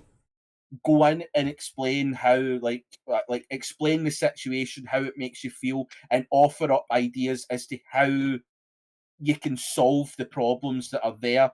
And sometimes in that as well, it can help diffuse again the other person, in that you're not just saying that they're an asshole. You're saying, look, what you're doing is upsetting me or hurting me or anything like that, but I want you in my life. But these are the parameters that will have to be taken in order to keep you in their life. Yep. But those kind of things can be used in the array of fucking confrontation and stuff like that. Is just remaining calm, remaining in control, and remaining on your feet. Like, stay fucking standing. No, we're not running late. We still got about 20, 25 minutes. That's a great point, Chris. I want to add on to that. Danger, in particular when it comes to confrontation, one of the best things you can do is stay on target. Whatever the confrontation is about, stay on target. Don't make it personal. Like, if you're arguing the fact that they're being toxic in a situation, point to the instances of toxicity. Be like, okay, when you say that it's a toxic situation, I saw this happen and that happen, right? Just stay on target. Avoid like the personal jabs, like Chris said. Don't cut them. But also, if you're really chill about a situation and you feel you should stand up to somebody, go ahead and stand up to them. Like, if you feel bad that you didn't stand up to it, look at that situation, and when you see another situation in that vein of where you feel you should stand up, do so. It's never a bad choice to stand up for something that you believe in or you see being a wrong or whatever. As long as you come at it from a place of knowledge of what you're trying to argue and confront, keeping it to the target of what you're trying to confront, and realizing that what you're trying to do is elicit positive change, you're fine. If you're going to confront somebody to be an asshole because you don't like something that was said, that's different. There was a rapper by the name of Tom McDonald has a lyric where he said, there's a difference between hate speech and speech that you hate. And that's a very interesting line, because sometimes people will say wild shit that you don't agree with, but it's not necessarily damaging shit. But when somebody says something that's hurtful and truly hateful, then standing up for it is 100% do it all day long. You know what I mean? Yeah, exactly. Like when Doc says that he really, really loves Budweiser and Coors, Fuck and you! all of us also say like, well, that's just wrong and stupid. That's a terrible fucking thing to have for it. Then we still love Docs for it, even though his ideologies are a bit fucking weird. But at the end of the day, that's not really anything hurtful to anybody. But if he was to turn around and say like he hates alcohol, then there's a whole nation here that would be very fucking upset with that. Budweiser. I agree with Trent. Liking Budweiser is hate speech. That being said, I think we've had a great main topic. Let's jump to the happy ending. And you went first last week, so I think I'm gonna go first this week. Yeah. This week, happy ending for me is I want to give some props to a badass. A badass here. A 7-year-old boy swims an hour to rescue his dad and his little sister. Now, when I came across this, it hit home for me because I have saved my sister, who I no longer speak to, twice in situations like this. We weren't fishing or whatever, like the dad was, but this little boy was swimming with his 4-year-old baby sister in a lake or a river. Dad was fishing on the boat. Baby sister let go or couldn't maintain contact to the boat and was swept down water. Dad dives in. Brother goes after sister. Dad dives in. Dad then has to make it. Literally, it says in the article, Dad has to make a choice. I don't know if I can save both of you. So, yeah, he tells the 7-year-old, go get help. To his credit, 7-year-old badass swims, doggy paddles, floats up river against the current. An hour, gets on land, goes to the nearest house and says, yo, my dad and sister are downriver. We need help. Badass. 100% badass, dude. This kid, he's 7 years old. Imagine trying to do a salmon impression at 7 years old. Like, at 7, I don't know if I could have swum an hour upstream to Can't save. even fucking swim. I was on the swim team. I can swim, but like at 7, I wasn't no dolphin. I don't know if I could have done an hour to save my dad and my sister, right? And then to be in the dad's shoes of being like, I don't know if I could save both of you. Go get help. Like the gut check moment. The gut check moment that this dad had to have, right? To basically say, well, you can get help. Your sister's fucked. Even though she had a life jacket, right? The story says she has a life jacket. So she's bobbing in and out of the water at 4, flipping shit. Dad then has to make the worst choice that a parent has to make. Pick one. Hope that your 7-year-old is strong enough to do it on his own and survive the current while you go after the 4-year-old. Yeah. And then the fucking stones on this 7-year-old boy is like, got this.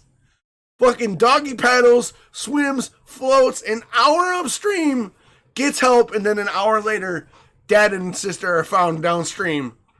Dude, that kid now has the biggest cred all day. Yeah. Like he can walk into school day one and be like, what'd you do this summer? Oh, I just saved my dad and my sister. Right? Yeah. It's amazing. I think the other aspect, the other part, that because I'm sure I read this the other day. I don't know why. I feel as if I've already read this story myself. But the other bit that I thought was just fucking insane was the fact that in that hour, it says that he knew he wasn't going to be able to be flat out and just fucking go to the shore. He needed to pace himself, so he would stop to float and doggy paddle, and when he tired, he'd rest and then set off again. So it's the fact that at 7 years old, he had the mindset to know exactly that he wasn't going to be able to fucking just swim constantly for that length of time. He had to pace himself and go and pace himself. Otherwise, he might have not made it and ended up in a worse situation than what it is. So, like, I think it is like the on one side you can time it, like, there is a great bravery in that but like Zim had said, there is that time of like hysterical strength in that where the adrenaline kind of like pumps your body, where you can do like almost superhuman things in order in that moment and stuff like that. So, like, I think it's less about the fact that he was able to swim. It was more the fact that he had the mindset he had the knowledge. I need to make it to save my father and sister. So this is what I need to do. This is what he had a tactical approach and how to do it, which like the thing is just because other kids couldn't do it, just the time of his guts, or he might have had proper time of training. But at the end of the day, we're talking about a 7-year-old that showed more tactical awareness than some adults did. Yep. So again, we don't get any fucking positivity for shitting on somebody else. Like, that's just a crappy compliment to think it. But at the end of the day, like, it doesn't matter if another kid could have done it. It doesn't matter if he had training. It doesn't matter any other situation. At the end of the day, this kid done it. Yeah. Like, this kid, he had one fucking job in that situation, and he fucking nailed it. He done it fucking fantastically, and he does deserve a fucking pat in the back. He does deserve a fucking well done, because otherwise, it would have just been another fucking number. Yeah, but imagine His body's spilled into the ocean or the river. imagine the mindset that kid had to be in. He was like, "Look, dad and sister are downriver. Yeah, sister's got a life jacket, so she'll be okay. But like, even if you got a life jacket, anything can happen. You get trapped, sucked under current. Like, Aye. get Like a life jacket doesn't guarantee you survival in the water. right. Like- It's an aid. It's not an end all be all. And then like, not only has this kid got to control his panic of his little sister potentially dying, he's got to control his panic that dad might not be able to save her, and that he now has dad and sister's life in his hands, right? Then he also has to keep his head enough to be like, well, I can't rush this. I gotta conserve my energy, because if I lose it, nobody's getting saved. Yeah. At 7 years old, bro. Dude, at 7 years old, I was watching cartoons playing He-Man. Like, I wasn't worried about, like, when I saved my sister, right, we used to go up to the Upper Peninsula, and there was a lake up there called Indian Lake, right? Horrible name. Don't get me wrong. Bad name, right? We knew there was a safe spot that we could go out to. There was a sandbar, which is, it's a level sand. But if you go out past the sandbar, there's a huge drop, right? I'm like 10. My sister thinks she's hot shit at 8. Goes out past the sandbar. Me being big brother was like, all right, let's see how this works out. Sure enough, not 10 seconds after she went out over the sandbar, wave hits, woof, she's under, right? Undertow picks her up. And I'm like, fuck me. At 10, I was like, let's go. Because my mom was a lifeguard and she had trained me enough. At 7, I don't know if I could have made that call. At 10, I could see it. But a 7-year-old me, I don't know. So I give mad props to this kid.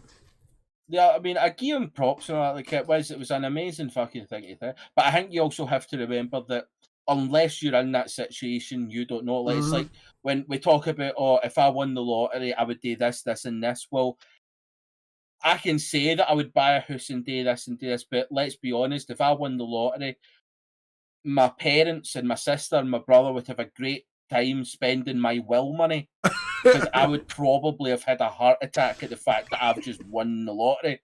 So it's like people always think, because like I've had situations where like you don't know what you would do in that situation until you are in that situation, and I think that is what this is. You can turn around and say that, at 7, I don't think I would have done this, but there's probably a good chance that at 7, if that situation had been the same thing, you probably would have went in that water.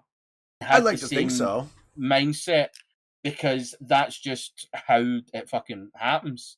So it's like, I'd like to think that anybody in that situation would have the same mindset. Mm-hmm. But at the same time, even if everybody that went into that situation had that same mindset, everybody that went into that fucking situation deserves the fucking props for doing it. Yeah, like, and the fact that it doesn't matter if only one person would do it or if 40 million would do it. The fact that you done it is still fucking props. So fucking, I mean, often a kid was able to do something that some adults aren't even able to do. Like, you hit the nail on the head. Like, there are countless examples of people who drowned or get knocked overboard that are surrounded by people who don't get saved because the people around them couldn't do what this 7-year-old kid did through whatever reason, their own fear, their inability. And I'm not trying to denigrate those people that didn't do it. It's just, it's the facts. This kid pulled out something that other people couldn't able to do. You know what I mean? And for that alone, this kid's got he's got all the cred over his sister. Be like, look, you're gonna give me that extra chicken nugget because I saved your life. Did you die? Exactly. And then he's gonna look at dad and be like, I can stay up and watch cartoons, right? Because I saved your life. He could go the other way, kind of thing. Like, I mean, if I hadn't saved your life, I could have been watching cartoons. He could do that too. He could totally go that way. But in the end, it's a great story. Like last week, we talked about the dude who dove in and beat the alligator's ass for trying to take his dog. Like, he was like, I will fuck you up. You take my dog, I'm going to beat your ass and make a belt out of you. So it's examples of heroism and being in the heat of the moment. Like, right? Because you had the the dude was like 76 that dove in and fucked up an alligator, right? And now you got a 7-year-old. I don't quite remember the details. Yeah, I don't remember the details, but basically an older dude jumped in and whooped ass on an alligator, and a 7-year-old kid swam upriver an hour to perform a feat of heroism. It just goes to show that, like, yeah, like we said, adrenaline's a bitch, but then you also have to have the tactical awareness not to waste that. And that kid is just, hell yeah. Like, that kid, I would buy that kid a Coke. I'd be like, good on you, bud. Here you go. Have yourself a Coke. Oh yeah, exactly. And Zim does break up a good time. When you were talking about that story last week, that is the similar kind of. That I'm pretty sure that was the exact fucking scene that I thought of when I just thought of this fucking guy launching himself into the water, going, "Not fucking today, bitch." Yeah, exactly. Deep Blue Sea. That's exactly what we were talking about it last week. I had that same thought whiz through my head, like, "You ain't my bird." Oh man, that's such a great story. Mad props to that kid. Now your story caught my interest. I didn't have a chance to really dig into it, so I'm hoping that you, as always, can really kind of lead this thing off. Glasgow's about to get a lot greener thanks to an urban forest. Okay. Yes, it's a bit of a local one, like, but at the same time, doesn't matter if it's local. It's all for the bit greater good. Fuck yeah. But basically, what's happening is the CCF, which is the Clyde Climate Forest. What they're looking to do is over the next decade, the councils of Glasgow have agreed to plant 18 million. That's with an M. Saplings. So it's the equivalent of 10 trees per resident of Glasgow. Basically, is going to be getting basically planted. Like, Glasgow itself is already quite a green city. No green as in like environmentally safe or anything like that, but green as in we've got loads of parks, we've got loads of greenery, we've got loads of forests and woods and all that kind of stuff. So basically, this is just like an addition to it. Said those behind the CCF say that the project would boost tree cover in the city from 17% to 20%, which, when we're considering the size of Glasgow, that's a major fucking number on a major city. Let's be honest, especially a city of 1.8 million people. Yeah, that's quite a big. That's quite a big upgrade in coverage. Yeah, it's there's an estimated 29,000 hectares of broadleaf woodland, which is trees with flat leaves as opposed to conifers, in Greater Glasgow alone. However, they have become fragmented due to urban development and all that kind of stuff, which is just how that happens in cities grows. But basically, what they've looked at is studies have established links between urban tree cover and public health. So they're putting forward this project because researchers behind one project found that cases of obesity, asthma, and diabetes were lower in urban areas that had more tree coverage as opposed to those without. So there's been a lot of fucking science and research that's been put into this. We all knew trees were good for us anyway. Right. And the alarming rate that trees are being knocked down in the other areas of the world is shitty already. So it was such, when I seen this story, I immediately went, I'm finding this one because, one, I love being able to share fucking great news coming out in my own fucking city and my own country because it just goes, yet again, you're such a homer. But but at the same time, it's another way of kind of going, well, if we have a major city of 1.8 million people, which I know is the fucking New York numbers and it is the fucking Chicago numbers or LA numbers and all that kind of stuff, but at the end of the day, it's still no stopping it.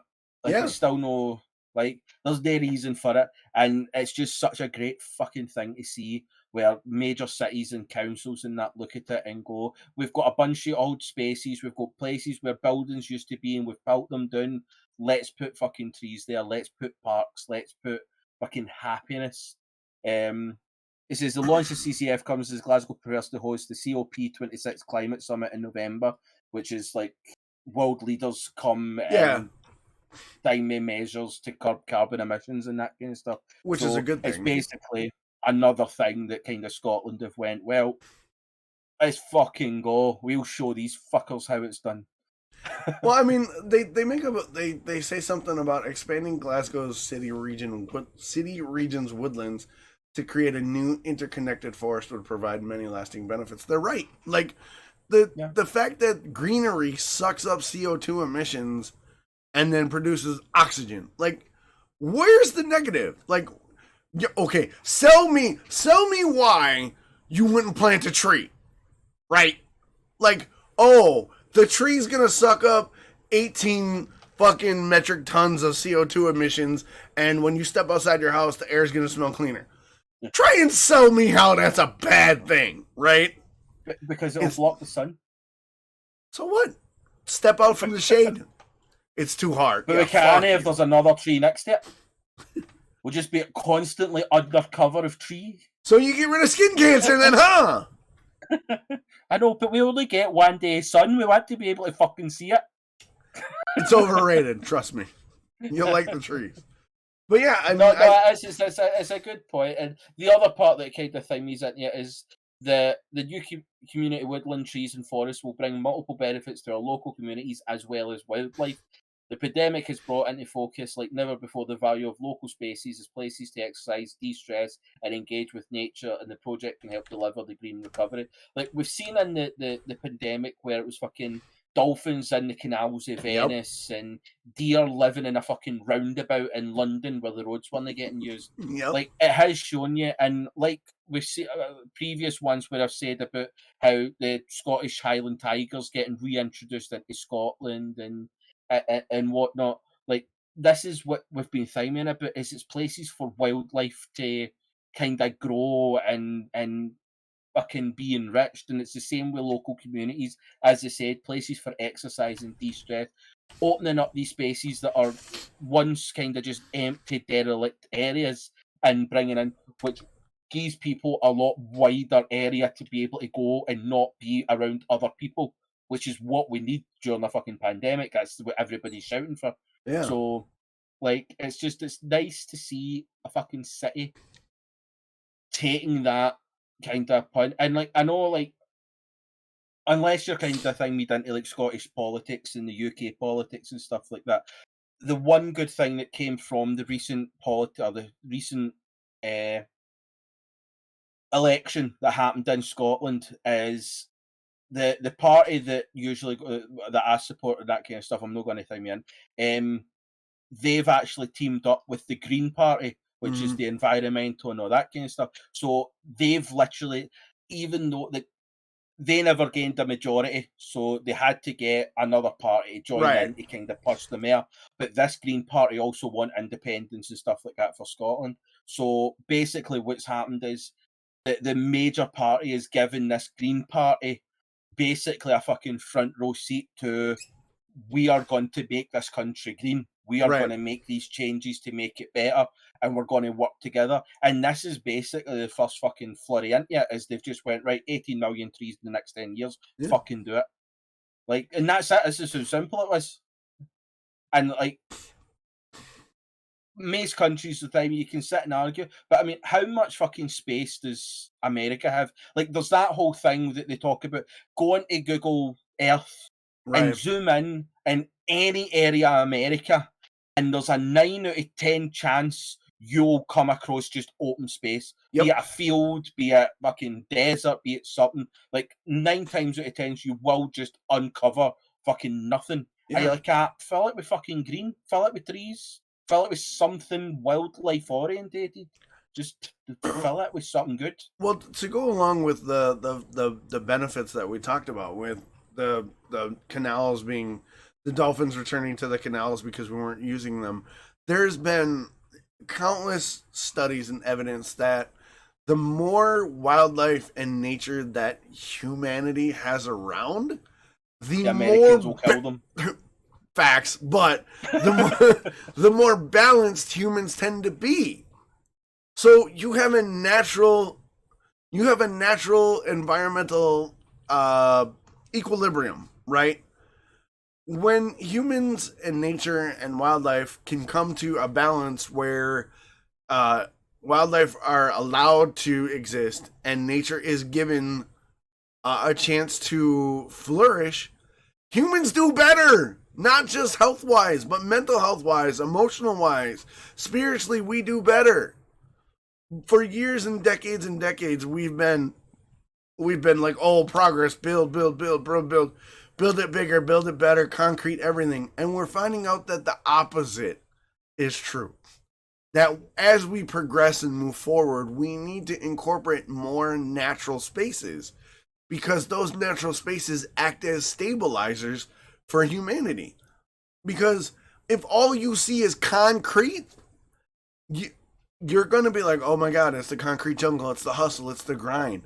But if you can jog 5-10 minutes and you're in a park or a green space, and while you're in that green space, you see a squirrel or a bobcat or a rare bird or a unique form of wildlife, even you see a really badass fish, you're like, wow, your day 100% 180s, because you've experienced a sort of equalizing, a balancing effect. And there's even enough science to prove that if you walk outside barefoot in a park, in a field, in a wooded area, you are replenished. Your energy reserves are replenished, your emotions are balanced, your biochemical reactions are balanced. So in a situation where we have evidence to show that green spaces in nature are hugely beneficial to humanity, why are we not making a concerted effort to make green archaeology and green energy a priority? And I'm not a tree-hugging hippie guy. Like, I am for business, making money within reason. I am for progress. But let's make sure that progress is for the betterment of not only mankind, but green architecture, not green archaeology. Thank you. Green architecture. Let's make sure that we incorporate green ideals and clean energy and nature into those plans. Because we don't have to exclude those things. We're smart enough to do that. So we should do that. And if Glasgow can do it, a city of 1.8 million, why can't a city that I'm living in now of 100,000 do that? That's the crazy thing. Yeah. It's mind-blowing. But it shouldn't be mind-blowing, though. This should be common sense. Oh yeah, but we've already discovered that common sense does not exist in the world. It used to. It never did. Or at least that's what they tell us.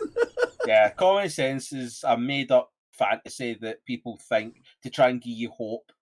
To give you fucking hope. Common sense has never been common facts. Yeah. But I mean, that's the thing, though, isn't it? Like, we sit here and we shout on a podcast about common sense and handling toxicity to the hope that one day somebody out there will be like, you know what, those two fuckers are right. And I don't know, man. I like that Glasgow's doing this, because if it works for Glasgow, maybe you can scale the project up to, say, like a New York or an LA or a Chicago, as you say. Yeah. It's not. All right, let me change it here. It's not Chicago. It's Chicago, okay? It's Chicago, okay? It's Chicago. No, there's no Chicago. It's not a Chicago. It's a Chicago. Chicago? No, no. There's no car in the Chicago. Chicago. No, it's not. Listen to me, damn it. It's Chicago, okay? Fucking asshole.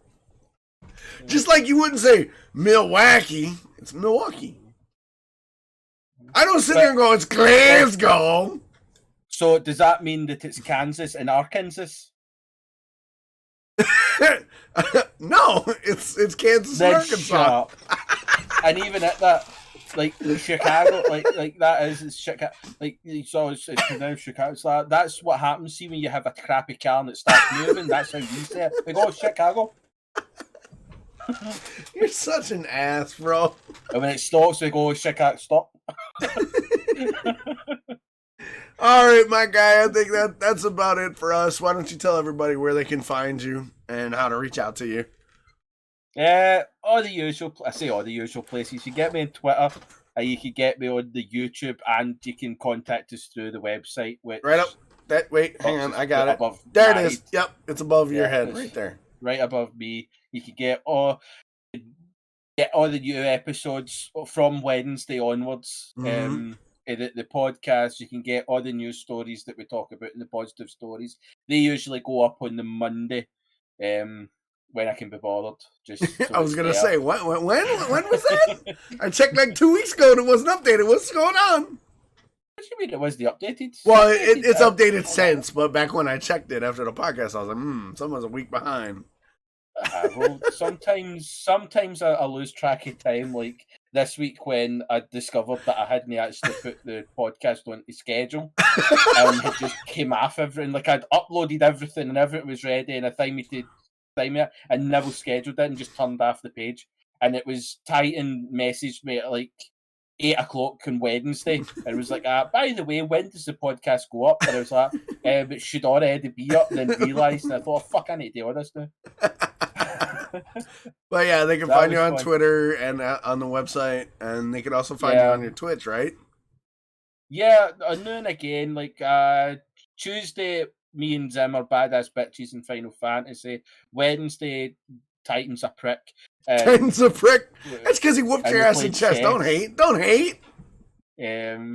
And then other days, I'd really want to try and get a schedule, but at the same time, I don't care enough to make a schedule.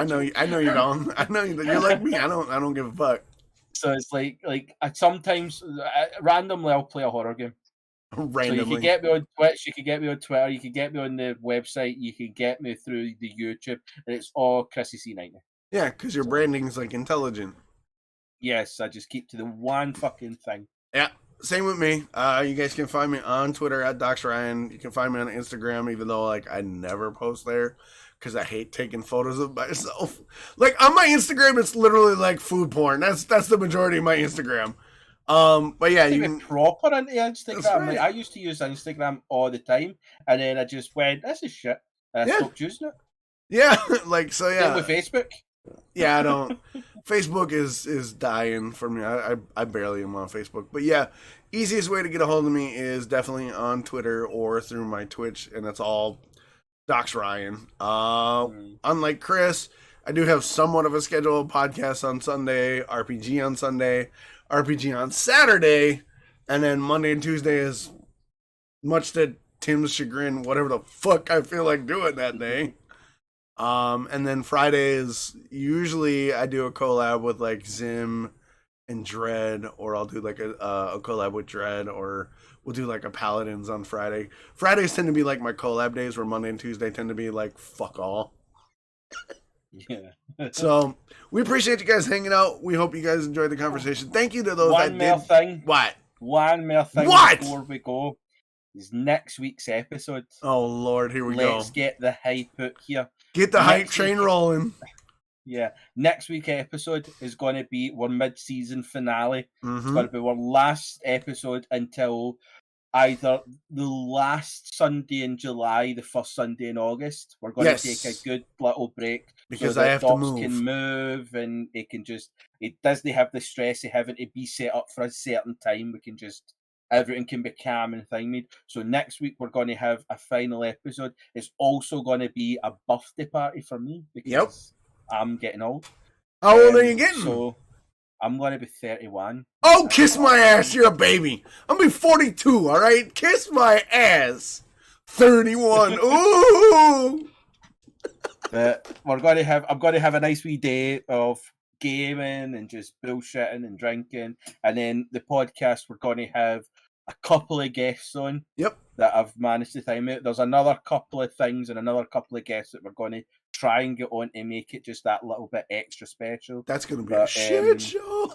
It's going to be fucking hilarious. It's gonna It'll be be the same time. It'll be the same. Like we're not Right. going to go over the fucking time or anything like that. Well, we Like, might it's run still out. gonna be- Well, we'll probably go a little earlier because we are gonna have a lot of people. So we Yeah, might try and go like an hour early just to fit everybody in. But yeah. Yeah. So it's going to be fun. So we want to get that out there the new. We will be posting up about it being the final episode, but hopefully you can come along again and just enjoy in the extravaganza and celebration that we'll be having as we finally hit our first finale. Yeah, not bad. We'll be 18 episodes deep after that, considering we figured we'd get canceled after episode 1. Because let's be fair, we talked about some real shit this season. Like, we've talked about everything from like policing to racism to the Super Bowl. Like, we've talked about some shit. Like media and shitty media and cancel. Like, we have not shied.